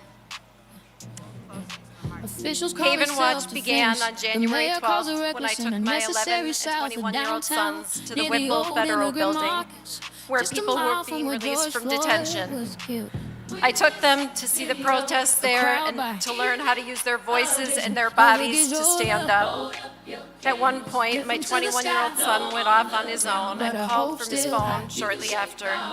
He told me he had found 2 girls wandering in the cold, freezing, without phones, and he had them in our car, giving them food and water and letting them use his phone to call home. My son Jack did that night what Haven has done every day and night since then. Mercy, justice, truth, we can trust. No, keep falling, but it won't quiet us. If anyone was going to be the spark that started Haven Watch, it was him. 3 years ago, Jack was diagnosed with brain cancer his senior year of high school, and he went through more in that year than many of us will in a lifetime, and nearly died more than once. He has always been kind, but that experience changed him. He understands now what most of us don't, how short life can be, and how important true human connection and kindness is. Well, I don't wish his forced perspective on any of you. I think we can learn from it. Don't walk past suffering. Act, even when it's not easy. Because that's what he did, and that's what Minnesota did, and that's what our incredible volunteers did. They paused their lives, mostly strangers, and showed up to stand and watch at a gate. Minnesotans acted on behalf of each other without a plan or regard for their own safety or comfort or even lives. We acted for each other, and that's something we should expect from ourselves every day. There's nothing extraordinary about me or Haven Watch. Sorry, guys. And I mean that in the best way possible, because it means what we did is something anyone can do. Don't notice the small everyday opportunities to show kindness that are so easy to ignore, and don't ignore them. While ICE's presence in Minnesota may be less visible, the struggles of many in our immigrant communities are no less real. Their need for continued support and care is real. It doesn't stop when the attention fades, and it requires us to keep showing up. The only reason I did this, and I'm up here incredibly nervous and uncomfortable, is because I hope people here can see themselves in what we did and say, I could do that.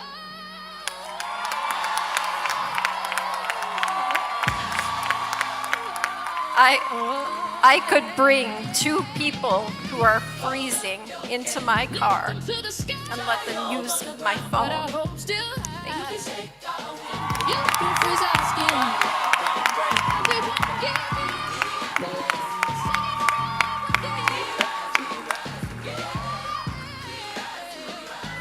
How y'all doing out there? I'm Nikema Levy Armstrong, civil rights attorney, activist, and someone standing firmly against authoritarianism, tyranny, and fascism of the Trump administration.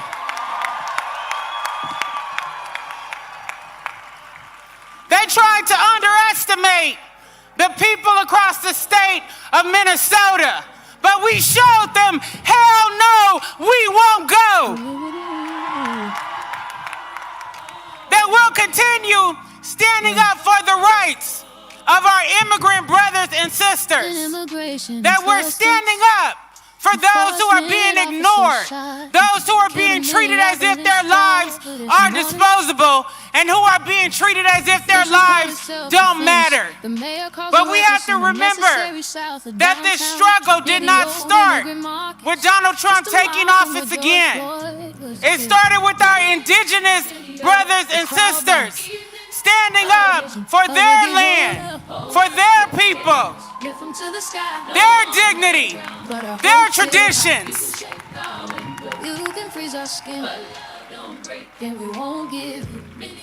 And I'm here standing on the shoulders of the black women and the black men and children who came before me. Harriet Tubman, Rosa Parks, Fannie Lou Hamer, Sojourner Truth, and so many others who stood up for freedom, justice, and equality. We cannot forget about the struggle of those women who organize in our communities, who taught us that we matter. And when they fought, we all win.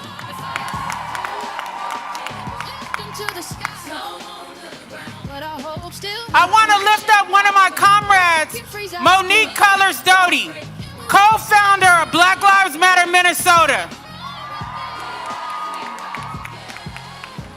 Also, co-founder along with myself and Jaylani Hussein of the National Target Boycott. The National Target Boycott started right here in Minnesota before we saw Target capitulate to Donald Trump and align itself with authoritarianism. We decided that it was time to hold a hometown company accountable for their actions. We want protection that protects like it should hold the line. When they decided to roll back diversity, equity, and inclusion, we the people decided to roll back our dollars and shop elsewhere. I don't care what mega pastors they sent from Atlanta or the Two Stooges with them. The Target boycott continues.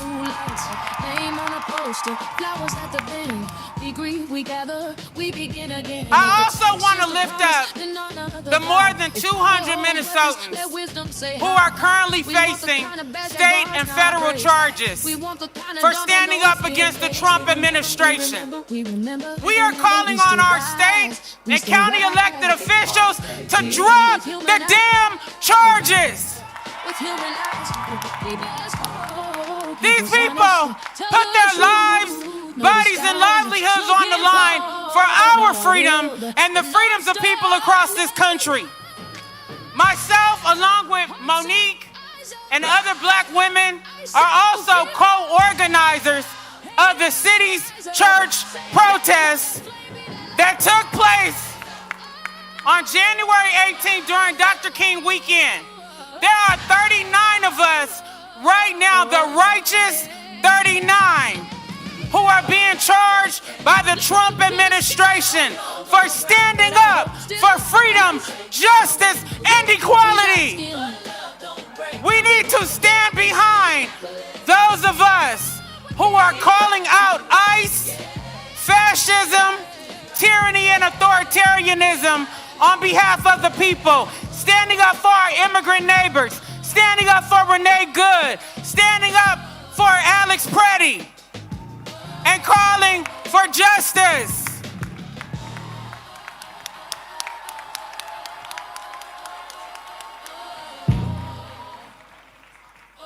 I just want to say to the people of Minnesota, you stood up, you fought, you put your bodies on the line, you spoke the truth, and you let them know we're not stepping back. We're not afraid. We will continue to rise up for the people of this country, for our immigrant neighbors, and for the future of our democracy. All power to the people! Just a mile from where George Floyd was killed. A crowd by. My name is Flannery Clark. I'm from the south side of Minneapolis. And for 117 days and counting, I've been wearing this whistle around my neck. I have no plans to stop anytime soon. I'm here representing tens of thousands of ordinary Minnesotans who, when faced with masked and armed ICE thugs abducting our neighbors, said, not here, not now, not ever. Since December 4th, armed with whistles, phones, and our deep love for our neighbors, my community and I have built systems of protection in nearly every neighborhood of our city. We did this to ensure our neighbors would not be abducted and disappeared into DHS prisons. We did this to keep families together. We did this because we knew even if we could not stop every act of terror, the least we could do was bear witness. We've built neighborhood alert networks that are so effective that at the height of the occupation, our response time to an ICE sighting in South Minneapolis was less than 2 minutes. Networks so strong, in fact, that we retired Greg Bovino. And we cost Kristi Noem her job. Simultaneously, we created a mutual aid infrastructure that has paid over $10 million in rent, taken thousands of kids to and from school, and delivered meals for countless families.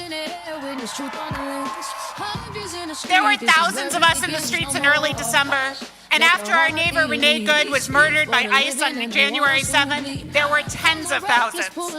We know what happened to Renee and Alex because of the observers and responders who filmed state violence at great risk to themselves. We mourn for every neighbor abducted, every neighbor sent to a camp, and families torn apart. And we will never know how many families were kept together safely in their homes because of the courageous actions of our neighbors. How many were warned with a whistle or a signal chat or a patroller on the corner? The rapid responders of Minnesota are heroes, but they are also ordinary people. These neighbors of mine, these absolute heroes, were tear gassed, harassed, and came right back in the streets. Heroes who unfailingly blew a whistle every time they saw an ICE agent, who recorded every abduction so no neighbor would disappear in darkness. Heroes who understand that it's our moral imperative to stand up, even when it's scary, even when we are terrified, even when guns are pointed at us. I am representing tens of thousands of people whose names you will never know. I'm not here to take credit for them, but I am here to tell you that your neighbors are heroes. They are heroes in thousands of different ways, most of which we will never know. I've never been so proud to be from Minnesota. I am so proud to have seen us step up and become the community we have always needed, to build the world that we know we won't ever stop fighting for. But I hope still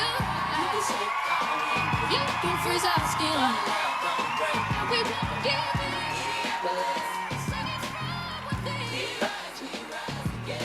There are a lot of people here.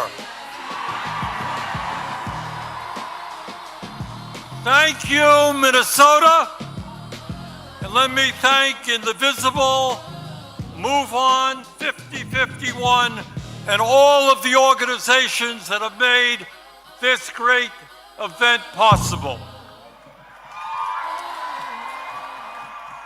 And thanks to the millions of Americans from our smallest towns to our largest cities in every state in our country who are gathering today at thousands of rallies. It is absolutely appropriate that we hold a major No Kings rally right here in the St. Paul, Minneapolis area. The mayor calls it reckless and unnecessary south of downtown. When historians write about this dangerous moment in American history, when they write about courage and sacrifice, the people of Minnesota will deserve a special chapter for themselves.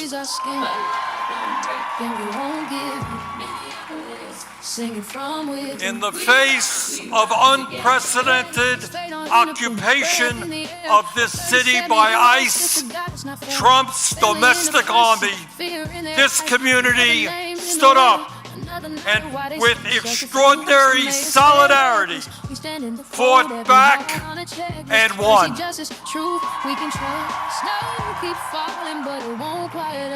Minnesota showed the American people and in fact the world what democracy is about, what grassroots activism is about, and what standing up for the American ideals of freedom and justice is about.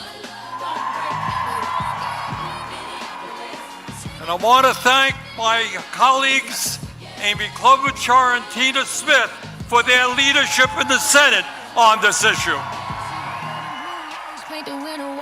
And today, we remember and honor two brave Americans, Renee Good and Alex Preddy, who lost their lives in the struggle.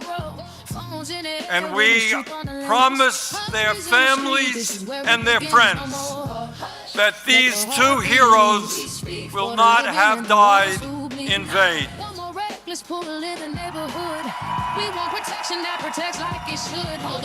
Their sacrifice has inspired and will continue to inspire the American people in the never-ending struggle for justice.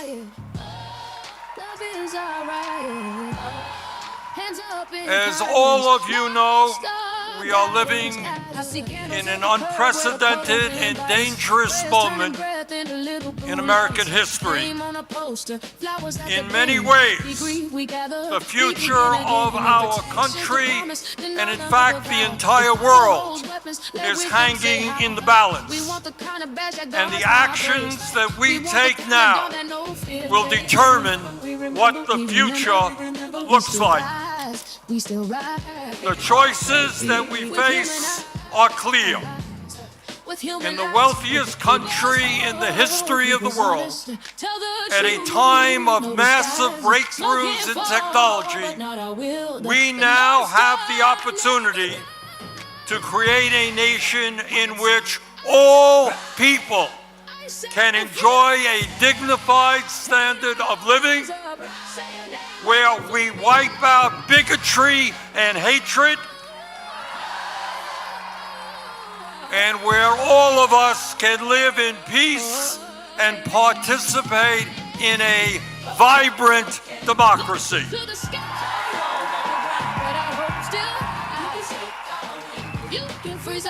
Where the foundation of our nation is built on love, compassion, human solidarity, and an understanding. As your great former senator, the late Paul Wellstone, said,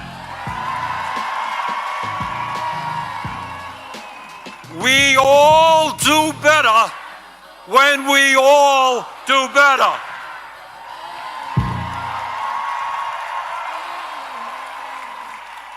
And that is one vision for the future, a vision that, in my view, the vast majority of the American people share.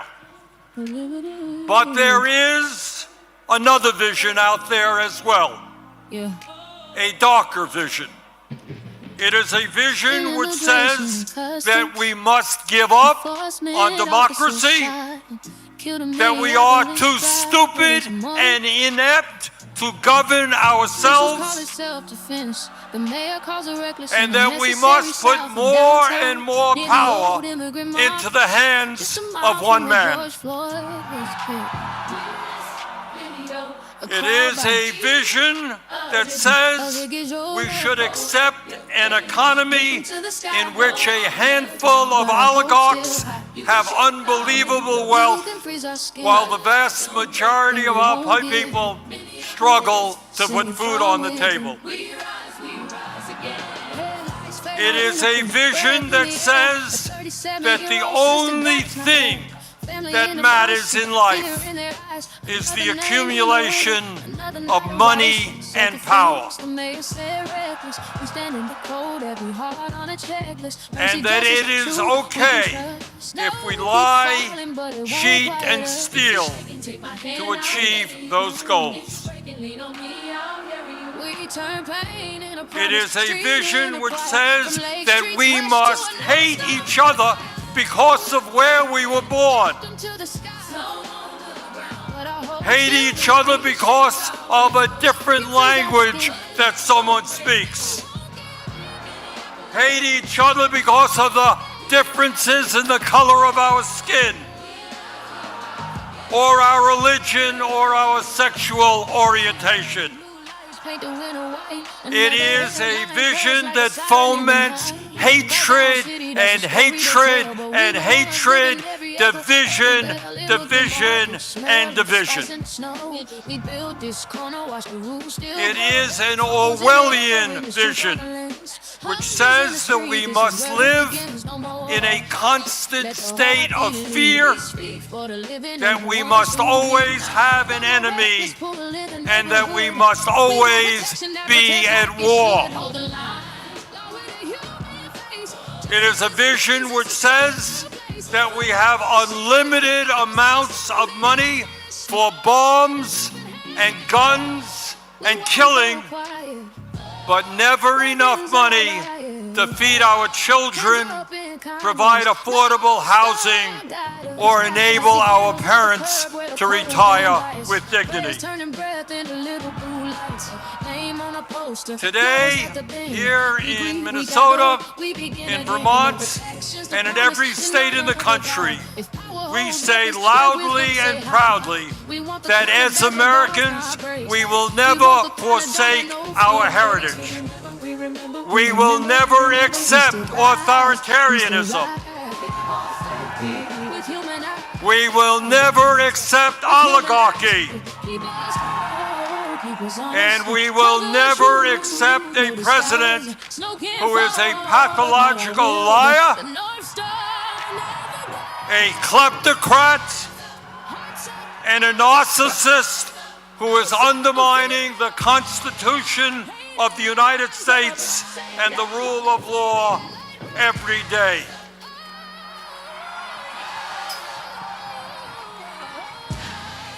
We will never accept government policy that gives massive tax breaks to billionaires, throws 15 million Americans off the health care they have, breaks unions, denies women the right to control their own bodies, and is pushing the planet closer and closer to a climate crisis.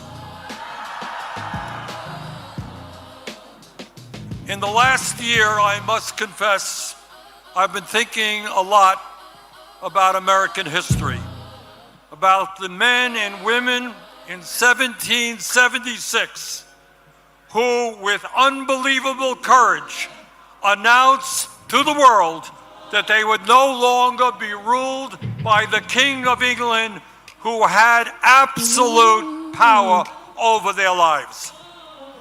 These patriots demanded freedom, and they fought a bloody revolutionary war against the most powerful military in the world to achieve that freedom. and they won. The mayor calls it reckless and unnecessary south of downtown near the old And after their military victory, they established the first democratic form of government in modern history. In 1789, they said loudly and boldly to the entire world, here in this new nation of America, we don't want kings.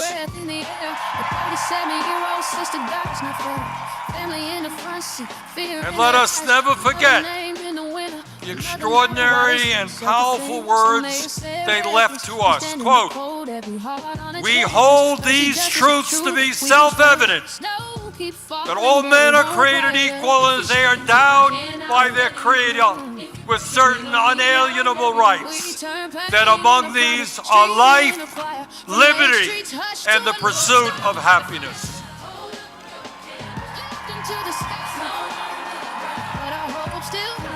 And today, in 2026, our message is exactly the same.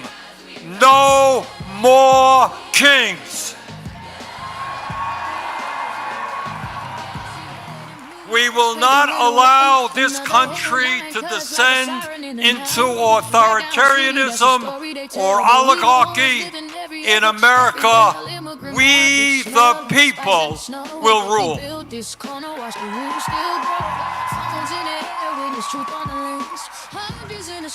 But let us be clear. This moment is not just about one man's greed, one man's corruption, or one man's contempt for our Constitution. This is about a handful of the wealthiest people on earth who, in their insatiable greed, have taken over our economy, have taken over our political system, have taken over our media in order to enrich themselves at the expense of the working families of our country. Brothers and sisters, never before in American history have so few had so much wealth and so much power. Never before in American history has there been such extreme levels of income and wealth inequality, with the top 1% now owning, if you can believe it, more wealth than the bottom 93%.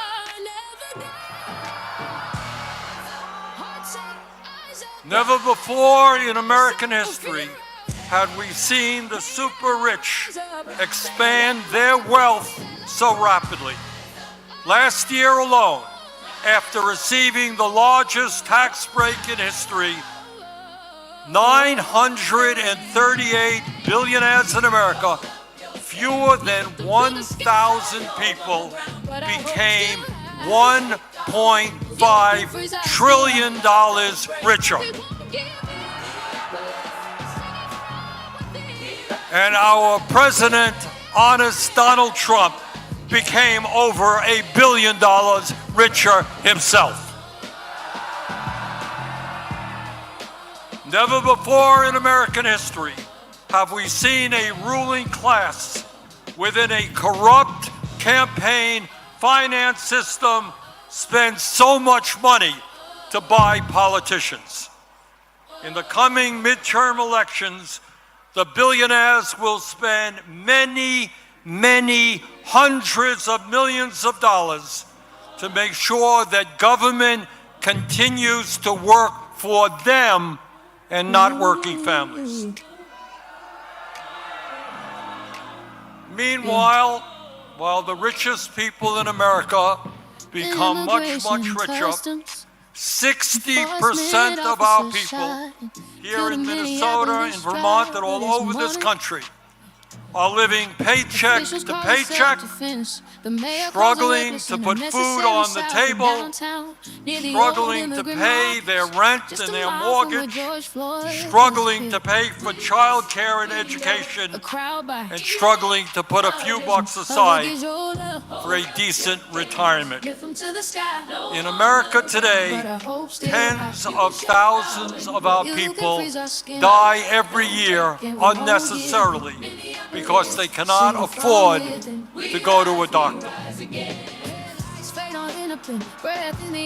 And unless we change how our economy works, our younger generation, our kids, for the first time in modern history, will have a lower standard of living than their parents. So today, we not only say no to Trump's authoritarianism, we say no to Mr. Musk, no to Mr. Bezos and Mr. Zuckerberg and Mr. Ellison and all the other multi-billionaires. You cannot have it all. We will create an economy that works for all Americans, not just the 1%.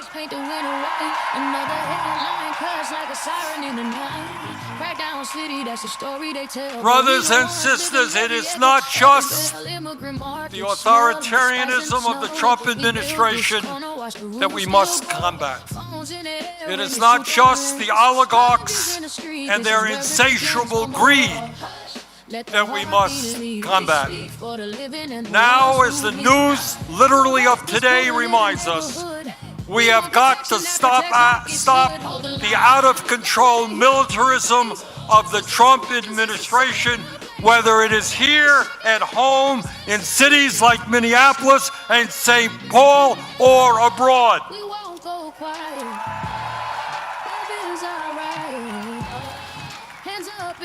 Let us be honest. The American people were lied to about the war in Vietnam. We were lied to about the war in Iraq. And we are being lied to today about the war in Iran. This war must end immediately. In the last election, Donald Trump pointed out correctly the huge amounts of money that had been wasted in wars that should have been spent rebuilding America. He campaigned as a peace candidate, and he promised no more forever wars. He lied. 1 month ago, Trump and his partner, Israeli Prime Minister Benjamin Netanyahu, started a war with Iran. This war is unconstitutional. Trump did not seek or receive authorization from Congress. This war is a violation of international law.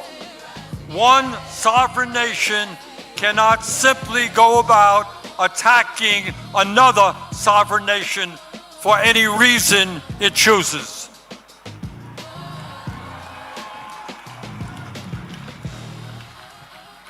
Since this war began, 13 American soldiers have been killed and hundreds have been wounded, including another 12 yesterday.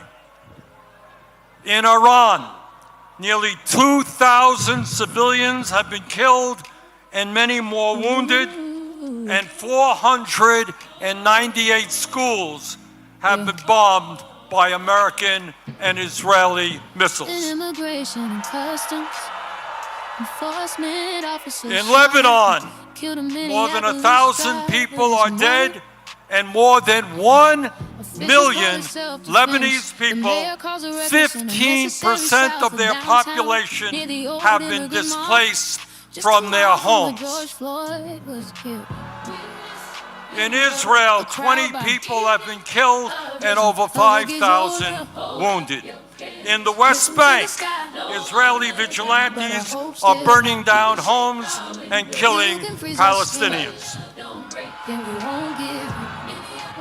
At a time when gas prices are soaring, when many Americans cannot afford the basic necessities of life, it is estimated that this war has already cost $1 trillion.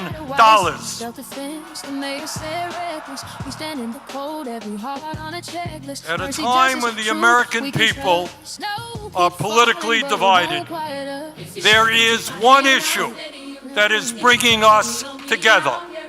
Conservatives, moderates, and progressives are speaking out in unison. End this war.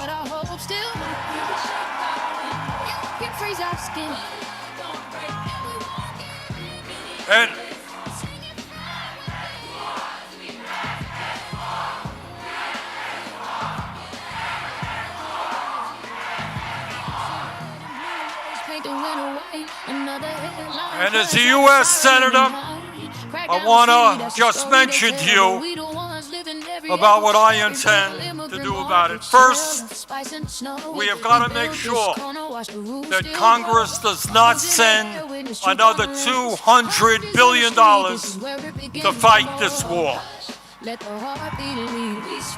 Trump's supplemental appropriation for the war in Iran must be defeated.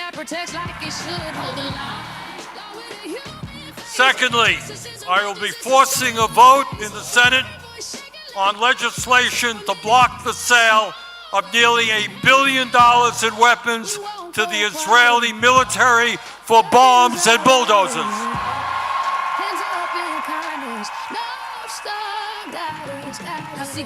A nation, a government that has committed genocide in Gaza does not need more military support from American taxpayers.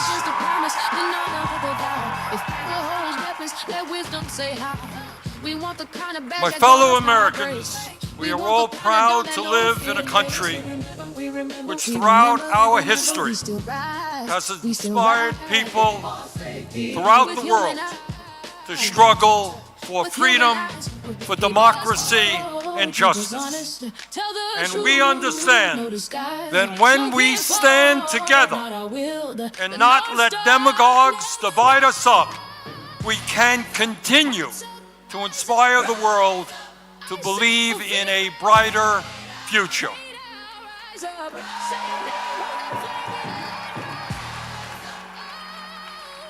Yes, we can create a vibrant democracy by ending Citizens United and not allow billionaires to buy elections.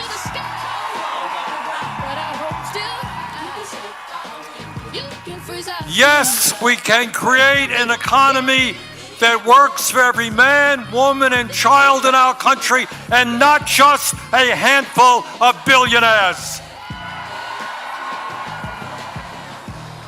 Yes, we can make certain that the revolutionary technologies of artificial intelligence and robotics are used to improve life for all of us and not just make the rich owners of that technology even richer.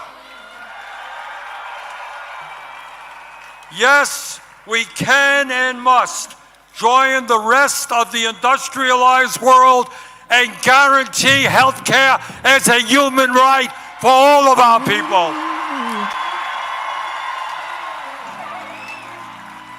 Yes, instead of spending $1 trillion a year on the military, we can wipe out homelessness and build millions of units of low-income and affordable housing.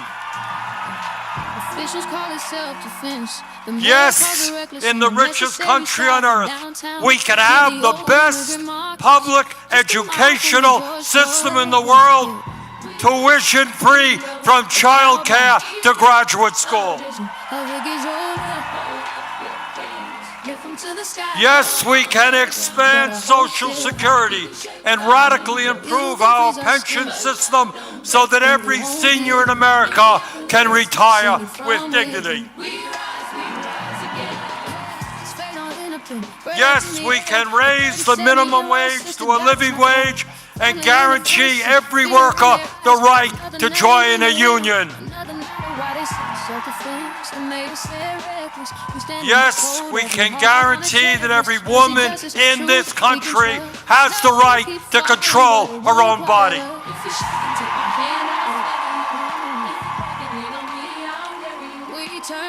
And yes, when billionaires are paying an effective tax rate lower than a truck driver or a nurse, we can and must make certain that the top 1% and large profitable corporations start paying their fair share of taxes.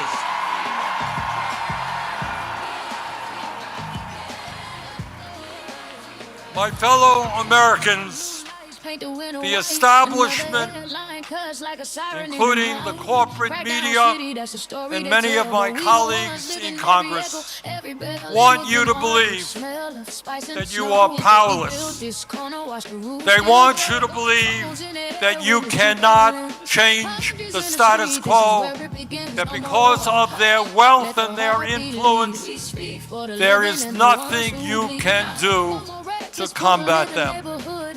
But that is a lie. Throughout the history of our country, when Americans have stood up and fought for justice, they have prevailed.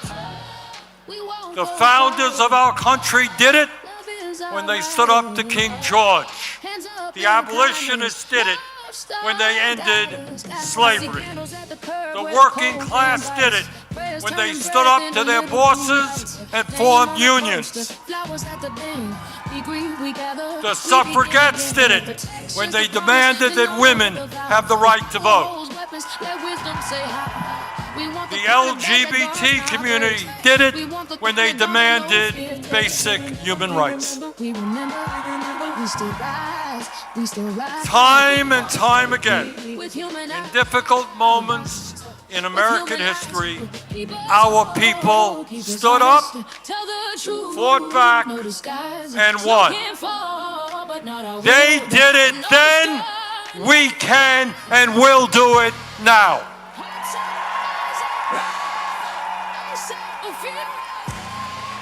Today, March 28, 2026, millions of Americans are out on the street demanding freedom, democracy, and justice.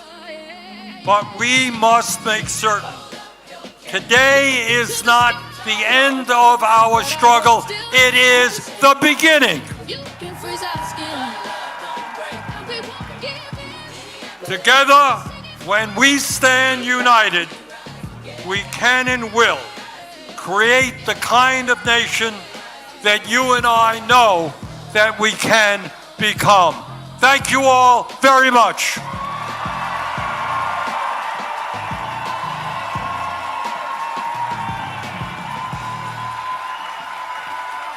And now, please welcome to the stage Congresswoman Ilhan Omar. Hello, Minnesota.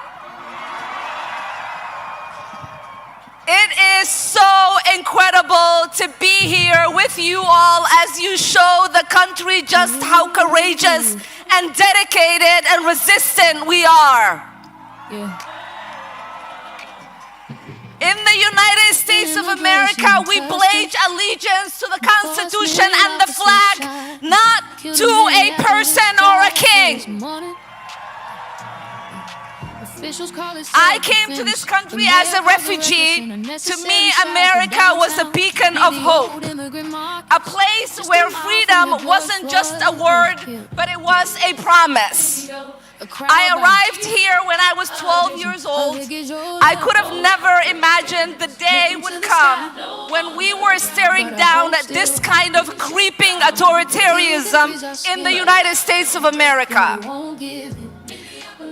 But we are here because Donald Trump just has not chipped away at our democracy. He has taken a wrecking ball to the very foundation of what makes America great. He has tried to intimidate Minnesotans.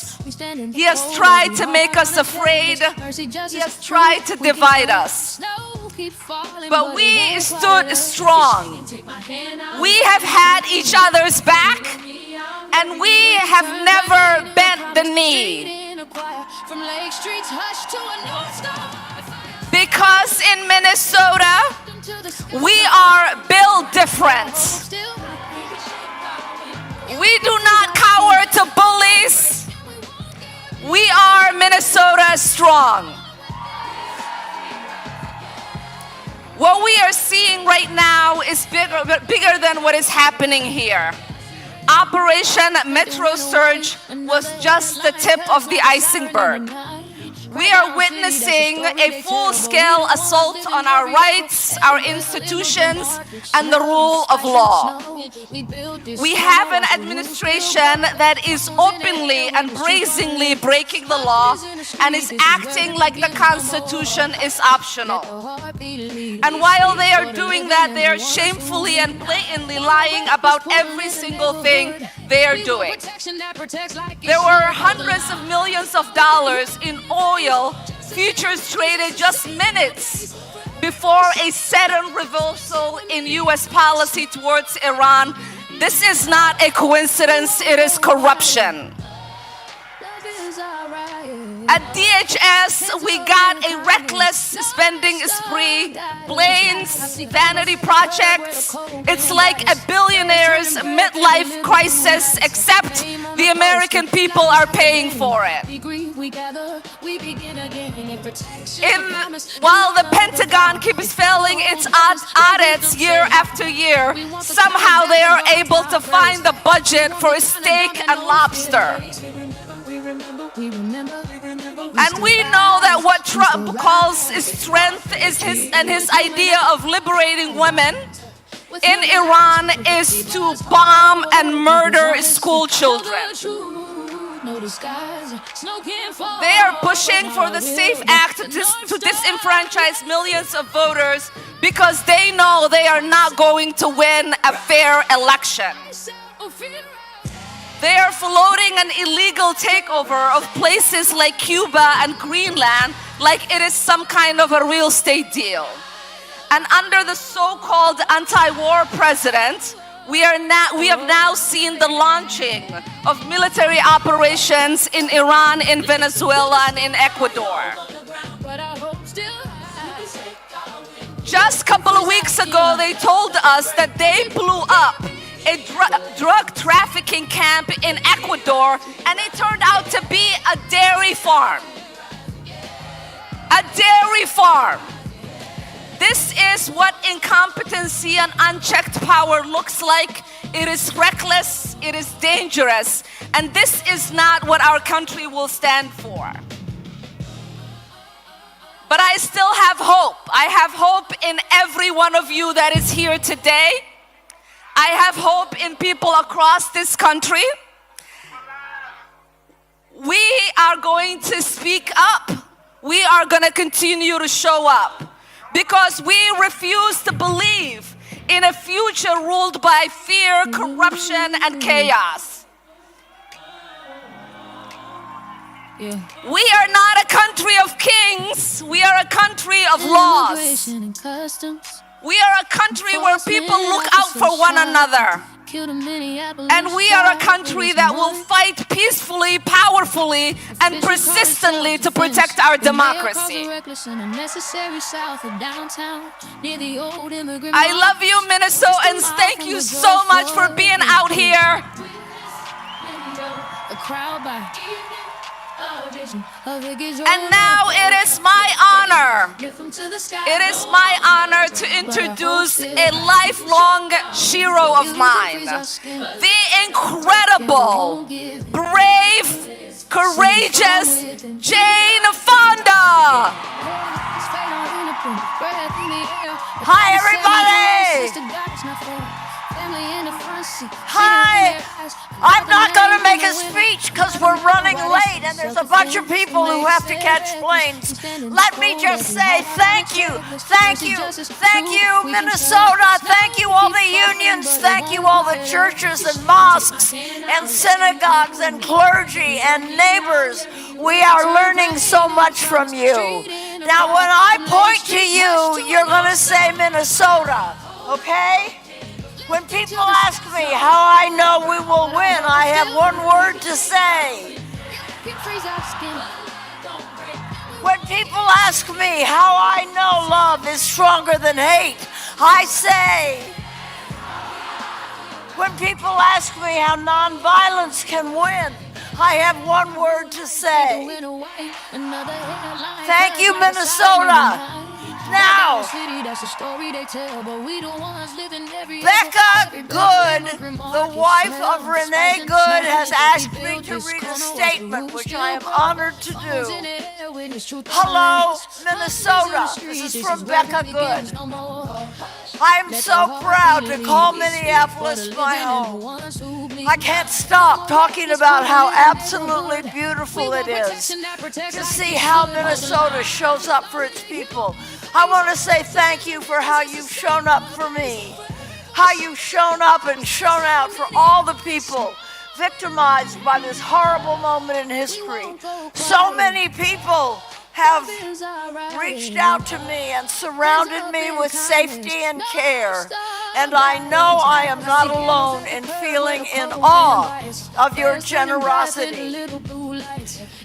Neighbors are paying people's rent and groceries. Hundreds of businesses become community hubs. This is beautiful. And beyond Minnesota, people all over the country and the world care about what happens here to all of us.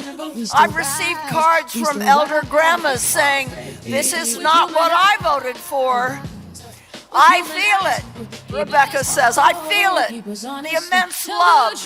And now other cities are taking their cue from what we've learned and creating new ways of caring for each other. Right on. And I want you to know that my sweet dog Wapsie is okay. All right. We love dogs.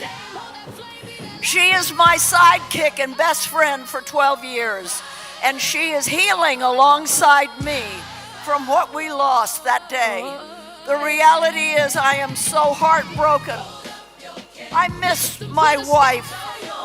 The world now knows that my wife sparkled with sunshine and shone with kindness that is unmatched.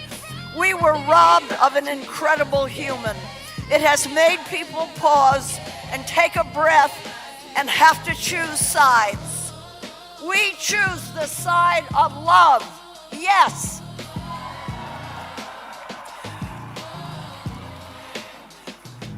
Everyone who was there when my wife was taken from me has had their lives destroyed that day, including those agents. What we need is to stop destroying life. What is happening now is the result of far deeper issues that have been simmering across this country for a long time. Divisive rhetoric, escalating tensions, fear-mongering. We have to address the root causes of these issues and stop this violence where it came from. Renee and I stood for radical kindness. I love that notion, radical kindness. Renee and I believe that one of the things that will foster a world of radical kindness is to be able to admit mistakes and learn from them. We are allowed to decide that what we believed before isn't what we believe anymore. To change your mind is beautiful and powerful and brave. Renee and I believe that the love that's needed to build a world where we care for everyone already exists. Yeah, it already exists. Look at you all. And I see now that this is true. I have seen it. We have all seen it. And it sparkles because we know we can do better together. This is not the America I was told existed. I was told we are the people. I did not ask to be thrust into the spotlight or to be expected to speak out. It's a circumstance I unfortunately found myself in. But regardless of how I arrived here, I feel it's my responsibility to send a message that hate has divided us and destroyed so many lives and families. But we can choose something else. We can choose radical kindness. Thank you, Maggie. I'm honored to be standing in resistance with all of you today, on this stage, in this city, at this moment. For those of us who believe in the power of nonviolent resistance, and those of you who didn't, you have shown the way with your courage, determination, and decency.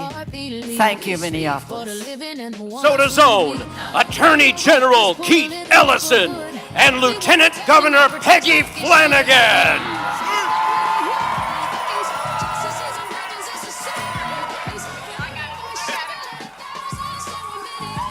Oh, Minnesota! I'm so grateful to see all of you. Bonjour.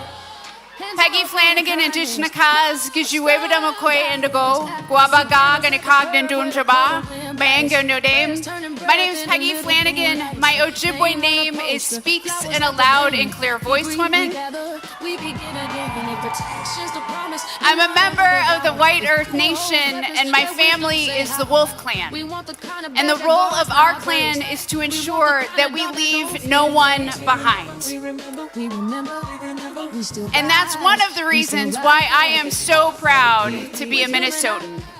You have been showing the world with your own loud and clear voices what it means to leave no one behind. You know, I grew up on the margins. My mom needed food stamps, child care assistance, and Medicaid to afford it all. I am the descendant of Native people who have lived here since time immemorial, who were pushed from their homes onto the White Earth Reservation. And I am the great-granddaughter of a young girl who traveled here from Ireland at the age of 15. She sailed to this country with her younger siblings that she was responsible for. And that is my story, and everyone here has a story in how you got here today. For generations, powerful people have tried to silence us. And there are so many reasons why we shouldn't be here, why we shouldn't exist. But we are here because we are resilient. And friends, Donald Trump thinks we should just shut up and do what we're told. But that has never worked for me, and that will never work for you. Donald Trump underestimated Minnesotans. He thought that we would back down. He thought we would get tired, that we would turn on each other, but we turned towards each other. He underestimated the power of educators, servers, construction workers, nurses, poets, and moms, and people working together. And no one asked to be on the front lines, but Minnesotans stepped up. And everyday people showed us how to be incredible just by caring about each other. And you are here today because you understand the whole point of No Kings. When federal agents kill our neighbors in the streets, when cowards vote to steal health care and food off the table, and billionaires rip off everyday people and wannabe dictators start illegal wars, we will not be silent. This mass of humanity, of community, this movement in front of me shows the world that we are not powerless. Friends, we are the power, and we've decided that we will help our neighbor and we will welcome the stranger. This movement is for everybody who knows that this president has gone too far. Because if you come for one of us, you come for all of us. And Minnesotans, we are carrying a lot right now. Grief, anger, the weight of what has been done to our communities, done to our children, to our babies, and the heaviness of the lives that have been taken. Renee Good should be alive. Alex Creddy should be alive. We say their names, we honor their memories, and we turn our grief into action. Because the work is not done and the crisis is not over. And some of us will never be whole again. But here's the deal, friends. We all know that famous quote from Senator Paul Wellstone, which is, and say it with me, we all do better when we all do better. It is the unofficial slogan of Minnesota. But my favorite quote from Paul Wellstone is sometimes you gotta pick a fight to win one. Because there are some fights that are worth picking. And for me, my purpose is clear. No matter what I do from here on out, I am fighting to avenge Minnesota. I am fighting to bring justice to our people. Because with this president, there's always plenty of money for ICE, for bombs, and for the oligarchs, just not for you. But they awakened in Minnesota a power that doesn't even exist in Washington, D.C. It exists within each one of us. We're fighting for a future where one job is enough to afford the lives people want to live. We are fighting for where healthcare is a human right, not something that puts you into debt. Where everyone is treated with dignity, no matter who you are or where you come from or what you look like. Where the Constitution still matters, where we don't strip due process away from our immigrant neighbors. And we know that it takes all of us. I am grateful for the work of Senators Klobuchar and Smith for what they have done to push back, and for the work that every person here has done every single day to show the way. And let me close by telling you about my church in North Minneapolis. It is a beautiful parish that looks like Minnesota. It's been pretty empty these last few months because people have been afraid to leave their homes. They've been afraid to worship. But last Sunday, the pews were full. Yeah. Kids were laughing and crying and singing even when it wasn't time to sing. It was a wonderful, beautiful noise. It was the song of resilience because we are still here. And I want you to feel that resiliency in your bones. I want you to take a minute and I want you to look at each other. Like really look at each other. Because we deserve better. We have everything we need to build the future that we want. We are what we need to build the future. And we are going to keep fighting until we get it. And I am honored and humbled to be your lieutenant governor. But more than anything, friends, I am grateful to be your neighbor. And I love you, Minnesota. I love us. Gitchimigwich. Thank you so much. And I'm going to hand it over to my brother, Attorney General Keith Ellison.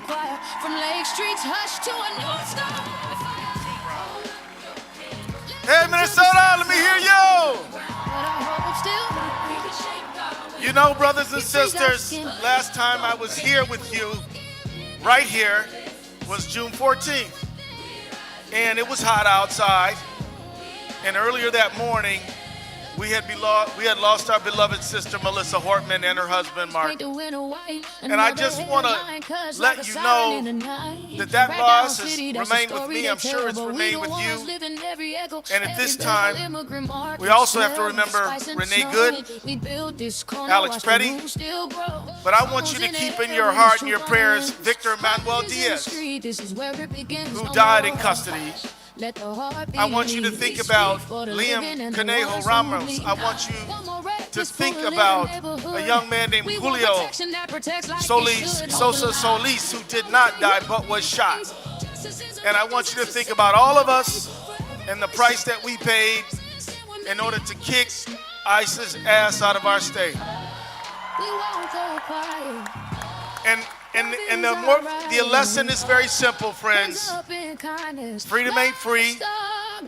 And some of us have to pay the dearest cost for the sake of freedom. And we don't want them to pay it. We wish they would never have to pay it. But you can only get rid of tyrants, and you can only defeat tyranny if your love of freedom is so great that you will risk what you have to for your neighbors.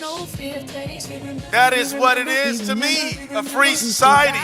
That's what it means to live free, to be willing to go to the mat, go to the wall for the people you love and care about. But I want you to know, as your Minnesota Attorney General, that justice is not optional. Accountability is coming. And the names of our neighbors and loved ones will never be forgotten. You might have noticed that me and Moriarty had to file a lawsuit last week. We're suing the federal government to make sure they give us the rest of the damn file. We're not going to let them hang on to the file, say they're not going to investigate, and that's it. It ain't it by a far sight. And I want you to know that we will never back down, that we will never quit. You know, friends, I was in Alabama on March 7th with about 100 other Minnesotans, and we went down to Selma, Alabama, because in 1965, that is where inspiration lived. People of all colors and cultures came there, and they've been coming there ever since, because brave Americans stood up for the right for all Americans to vote. And by that August, we passed the Voting Rights Act, and that by that October, we passed the immigration bill that allowed people to come to America who were not from Northern Europe. Did you know that? So we call it Bloody Sunday, and people were injured, and some people like Viola Liuzzo and Reverend James Reed didn't survive that interchange. They didn't make it. Thugs and killers and racists killed them. But we still fought for everybody to vote, right to vote, and everybody's right to come to America. And we won those rights. And now, friends, all of those rights are under attack right now. Every right we fought and won is under attack right now. And in Alabama, those people, when I told them I was from Minnesota, I probably said I'm from Minnesota. They all applauded. Not for me, but for you. Because in 2026, inspiration lives in Minnesota. If you want to stand up for justice, if you want to be inspired by the noblest and best ideals of all humanity, you got to come to Minnesota. You might have to stop and spend time at the memorial of Alex Preddy on East Street on Nicollet. You might have to go over to Portland to the memorial for our dear beloved sister Renee. But Minnesota, the world looks to you and is inspired by you because of your love and commitment for each other and this country and the principles that hold it up. You are so honored that the JFK Award for Profiles in Courage, well, you won that award. Did you know that? Now, they even nominated you for a Nobel Peace Prize, which is more than I can say for certain people I know. But the fact is that you are an inspiration. You are where people come to get inspired. And I want to just thank all of our out-of-town guests who came. Bernie, you know what I'm saying? Joan Baez, Jane Fonda, all the, Tom Morello, all these amazing labor leaders who've come here. They come here because they know where inspiration lives in 2026, and it lives right here with you. Now, beloved, let me tell you, right now, we got a few more months until there's a national election, and Trump is scared to death. I'm not here to tell you who to vote for. Hell, you know who to vote for. Vote for the people who vote for your family. Vote for people who don't kill your neighbors. Vote for people who don't throw your neighbors in detention. Vote for people who don't raise taxes on you and drive up your prices. Vote for people who don't start foreign wars after they promise not to. You know what to do, but what you got to do is to do it. We've got to have the largest turnout the history this state has ever known. And we're the #1 turnout state in the country already. But we've got to convert this great energy into electoral success. The bottom line is there's a lot of ways to push back on a tyrant. One of them is to sue him. I do it all the time, did it 57 times. Another way is to do street activism, protest, demonstration. Another one is art, but another one is voting. And please don't discount that one. That one will be important. We got, in part, we got into this mess because of an election, and we're going to help get ourselves out of it through an election. Now, let me wrap up by saying that we've got to be real clear. It wasn't just the election that got us here.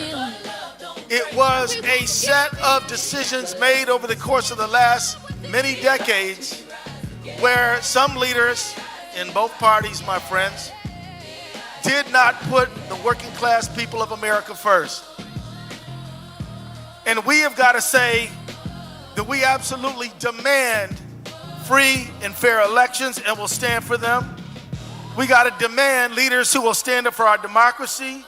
We got to demand to keep dark money out of these elections. We have got to demand that these giant companies that love to merge with each other also they can screw us out of our money get stopped. We got to stop this merger mania. We have got to demand a free and a fair economy. We've got to get collective bargaining going again. We've got to raise the minimum wage. We got to have universal single-payer health care for all, because it won't do just to get rid of one bad guy and then 4 years later get another one, because we haven't done what we needed to do to solidify shared prosperity in America. So, beloved, let me just say as I wrap up, on behalf of me and my dear sister Peggy Flanagan, love this lady. She is the best. Give it up for Peggy, y'all. I want us to think about a new birth of freedom for this country. I want us to look past Trump and into the society that we dream about, where we have prosperity, peace for all in this time. God bless everybody. And next, we have two fierce advocates serving in the Minnesota State Legislature. Please welcome Representatives Lee Finke and Shelley Buck. Hello, sorry that took a while. Hello, those of you still joining us. Thank you so much for hanging around. My name is Lee Finke. I use she, her pronoun. I'm a state representative. I work here along with my colleague Shelley Buck in the Minnesota House of Representatives. I'm here to provide a little trans representation, but I'm also here to demand our trans liberation. And I'm here to demand our liberation for everyone. I don't mean only queer and trans liberation, but all of ours. Immigrants, refugees, undocumented neighbors, our friends with disabilities, our indigenous tribal nations, everyone. Full equality, full inclusion, full stop. So here's the thing I want you to remember when someone asks what the trans lady was yelling about at the No Kings rally. You can tell them that these fascist thugs in Washington, they are actually not the gatekeepers of our shared liberation. The violent, hateful ideologies of these men, it will end. Men like this come and men like this go. Minnesota beat back the fascist ICE invasion, and the rest of the nation will too. When Trump and his cronies are long gone, queer and trans and immigrant and disabled folks will still be here. We will still be here fighting for our shared liberation, and we will need you at that time to continue to fight for all of this. This won't be the end for us. This won't be the end for any of us. But we are in the hot fire right now. All of our vulnerable communities need you, and you know why.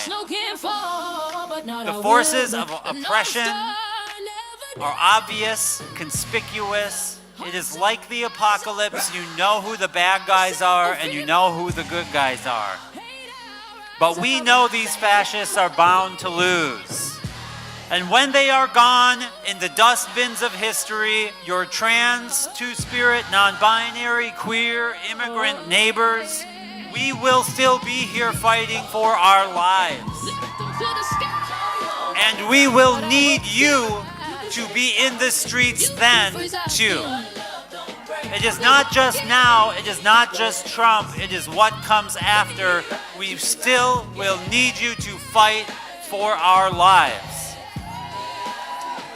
Liberation now, justice for Renee, justice for Alex, justice for all of the families affected by this government. Stay safe, keep fighting. Thank you. Hello, my relatives. I greet you with a good heart and handshake. My name is Shelley Buck. I am Dakota, and this is Dakota Homelands.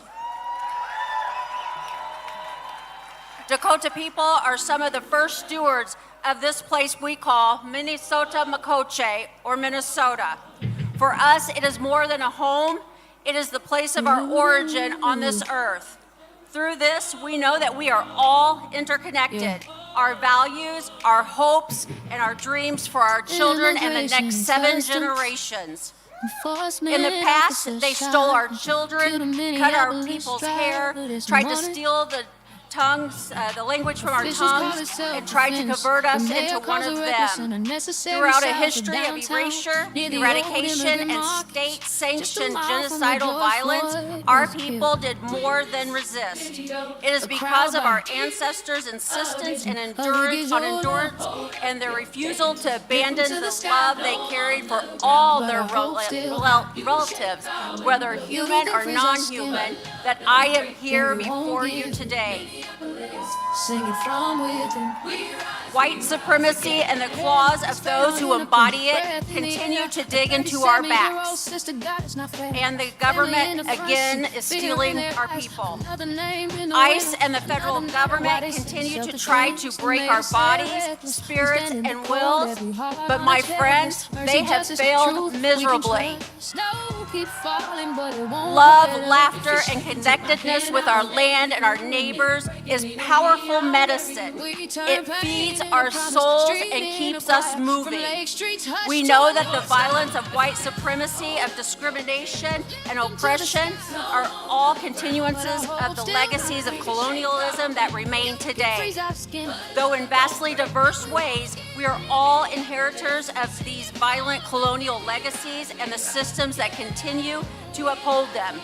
And so the responsibility to imagine and create and work toward a more radically just present and future is a shared inheritance too. Pidamaya, thank you to all of you for being engaged in this work of justice and liberation, for all that you have done and continue to do to help ensure the legacies we hand down can guide us toward a future to be proud of. Thank you, all my relatives. We want protection that protects like it should. Hold the line. The invasion of Minnesota neighborhoods is symbolic of this administration's assault on working families across the country. Organized labor is pushing back here in the Twin Cities and in the halls of power. To speak about that resistance, please welcome President Liz Shuler of the AFL-CIO, President Randy Weingarten of the American Federation of Teachers, and President of the SEIU, April Verrett.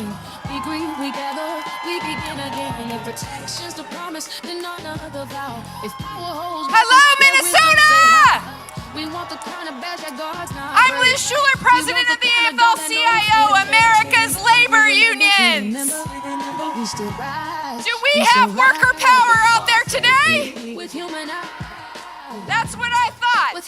I'm so proud to stand up here alongside my union sisters, Randy and April, bringing the voices of 15 million workers across 65 unions and every worker in this country. That's right. Over and over this past year, we've seen this administration try to divide us as working people. Whether or not we were born here, whether we were blue collar, white collar, gay, straight, trans, black, white, Latino. They try to divide us because they could not be more afraid. They could not be more afraid of what happens when we stop looking to the left and to the right and we start looking at them. When 3 rich people have more money than half the rest of us in this country, does that work for working people? Hell no. When CEOs are making $90 million a year while their workers can't afford groceries, does that work for working people? Hell no. When everything in this country is so damn expensive and Trump's answer is to cut the taxes of his billionaire friends, is that a country that works for working people? Hell no. No Kings is about standing up to the guy in the White House. But no Kings also means tearing down an economy, buying for billionaires, and instead building it up for working people. More money in our pockets, because no one in the richest country on earth should struggle to get by. More time off to spend with our friends, family, kids, and loved ones. equal pay for Black and Latina women who are still making 58 cents on the dollar. Because opportunity in this country should not depend on the color of your skin. And you know where it all starts. It starts with a good union job for every worker in this country. Because we all know it's better in a union. Another name in the winter. I look around and we honor those we have lost in the detention centers and in the streets. Our brothers, sisters, and siblings. They have been taken from us because they had the courage to stand up. And I want to name and honor our union brother, Alex Preddy, who stood up for democracy and his community in the streets and fought for democracy with his AFGE brothers and sisters and siblings in the workplace as a trade unionist. Every single thing we've won in this country happened because we fought for it. It happened because of days like today. This is the power. We have the power. Do we have the power? We have the power. And now I'm so honored to introduce my union sister, president of the AFT, Randy Weingarten. Woo! We want protection that protects like it should. Okay, Minnesota! So I know the hour is late, but this has been an amazing crowd, not only here, but all across America. Fighting for the promise of America. Fighting for democracy that works for all. Fighting against kings or the prospect of them. Now, you know I'm going to be a little bit of a teacher. Because once a teacher, always a teacher. So here's the social studies teacher coming out at me today. Democracy can feel like an abstract concept. Now, not to you, because today in Minnesota, this is what democracy is like. But why do we say no king? Because the only way the government acts for the people, listens to the people, responds to the people, solves the people's problems, is if it is a government of the people, by the people, and for the people.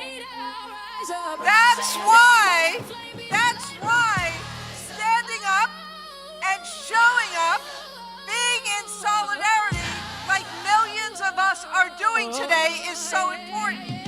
It is the only way we can get the government to act in our interests, act in our kids' interests, act in working people's interests. It's the only way we can tackle housing costs and healthcare costs and child care costs and save our damn retirements.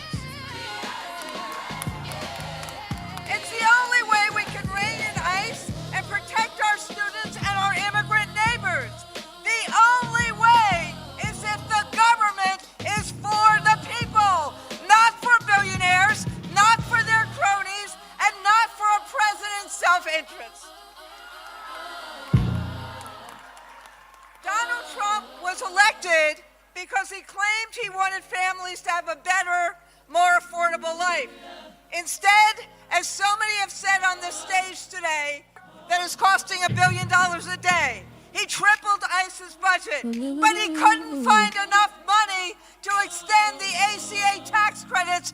So how many people across America are losing health care or paying through the nose for it?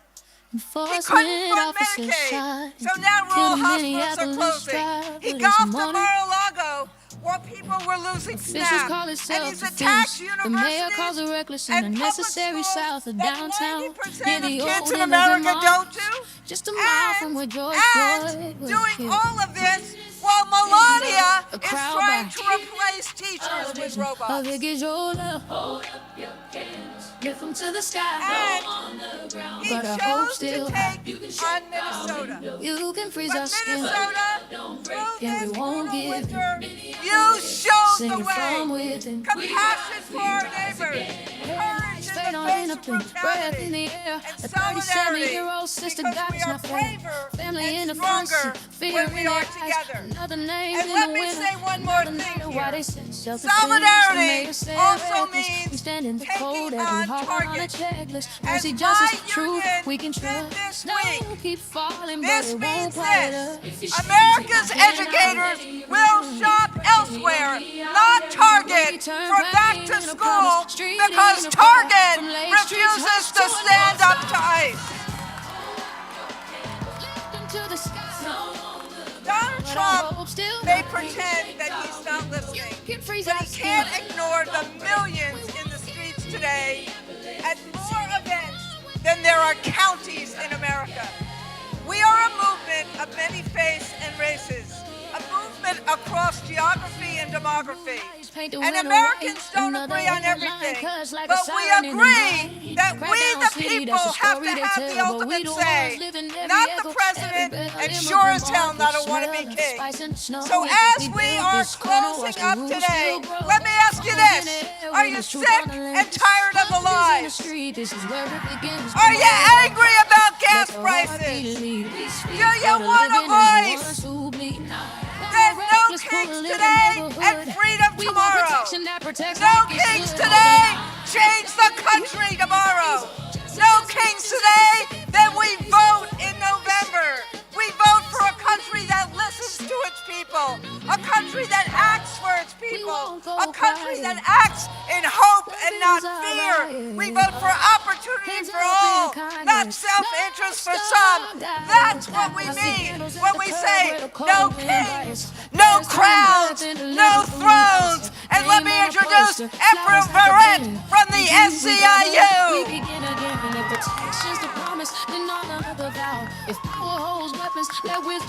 Minnesota!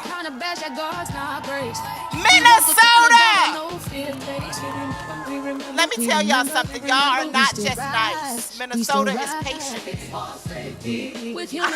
I am indeed April Verrett, and I am the proud president of the 2 million member Service Employee International Union. And if I made it my mission to be here today, because I gotta tell you all, this is my new crush. And I'm crushing hard on Minnesota. Minnesota, y'all got me all in my feelings because you don't just knock back down. Minnesota stands 10 toes down. You stand 10 toes down for justice. You stand 10 toes down for community. You stand 10 toes down for democracy. And democracy is why we are here today, ain't it? It is because this is supposed to be a democracy, but it sure doesn't feel like one. It sure doesn't feel like one while working people are doing every damn thing we can and still falling behind. While the forces of exploitation and white supremacy stay busy crowning kings. They crown corporate greed so that the people doing the work struggle while the people at the top cash in. They've crowned systems that decide who gets access and who gets left behind, and somehow try to convince us that it's fair. They've crowned power that operates without any accountability and tell the rest of us just to deal with their wars. Are we gonna accept that, Minnesota? Nah, we gonna call them on their bullshit. Because in a democracy, you don't get crowned. In a democracy, you don't get ignored. In a democracy, you answer to the people. You answer to the people. In Minnesota, right here, right now, are the people. SEIU, we're talking about the three things that we're fighting for. Y'all ready? In SEIU, we are fighting for money, for power, and for respect. Money, because working people deserve more than to just get by. Power doesn't just belong to the wealthy, it belongs to all of us. And respect, because too many of us feel like being treated like we don't matter. That's over. So yeah, we're fighting for money, power, and respect. And I might have to remind y'all how the air know it. Back in the 90s, Little Kim said, money, power, and respect, what you need in life. Money, power, and respect, you'll be living right. Money, power, and respect, you'll be eating right. You can sleep at night. It's the key to life. So yeah, money, power, and respect. That's what no kings really means. It means rejecting a system where a few people get crowned while they rule over the rest of us. So I'll ask you, are we going to let them keep their crowns? Are we going to take back what belongs to us? Then say it with me, no thrones, no crowns, no kings, no thrones, no crowns, no kings. Let's go get it, Minnesota. Let's pull in the neighborhood. We want protection that protects like it should. Hold the line, law with a human face. Justice isn't vengeance, it's a safer place. For every voice shaking, let 1,000 sing. One Minneapolis strong with an open hand. We won't go quiet. Love is our riot. Hands up in kindness. North Star guide us.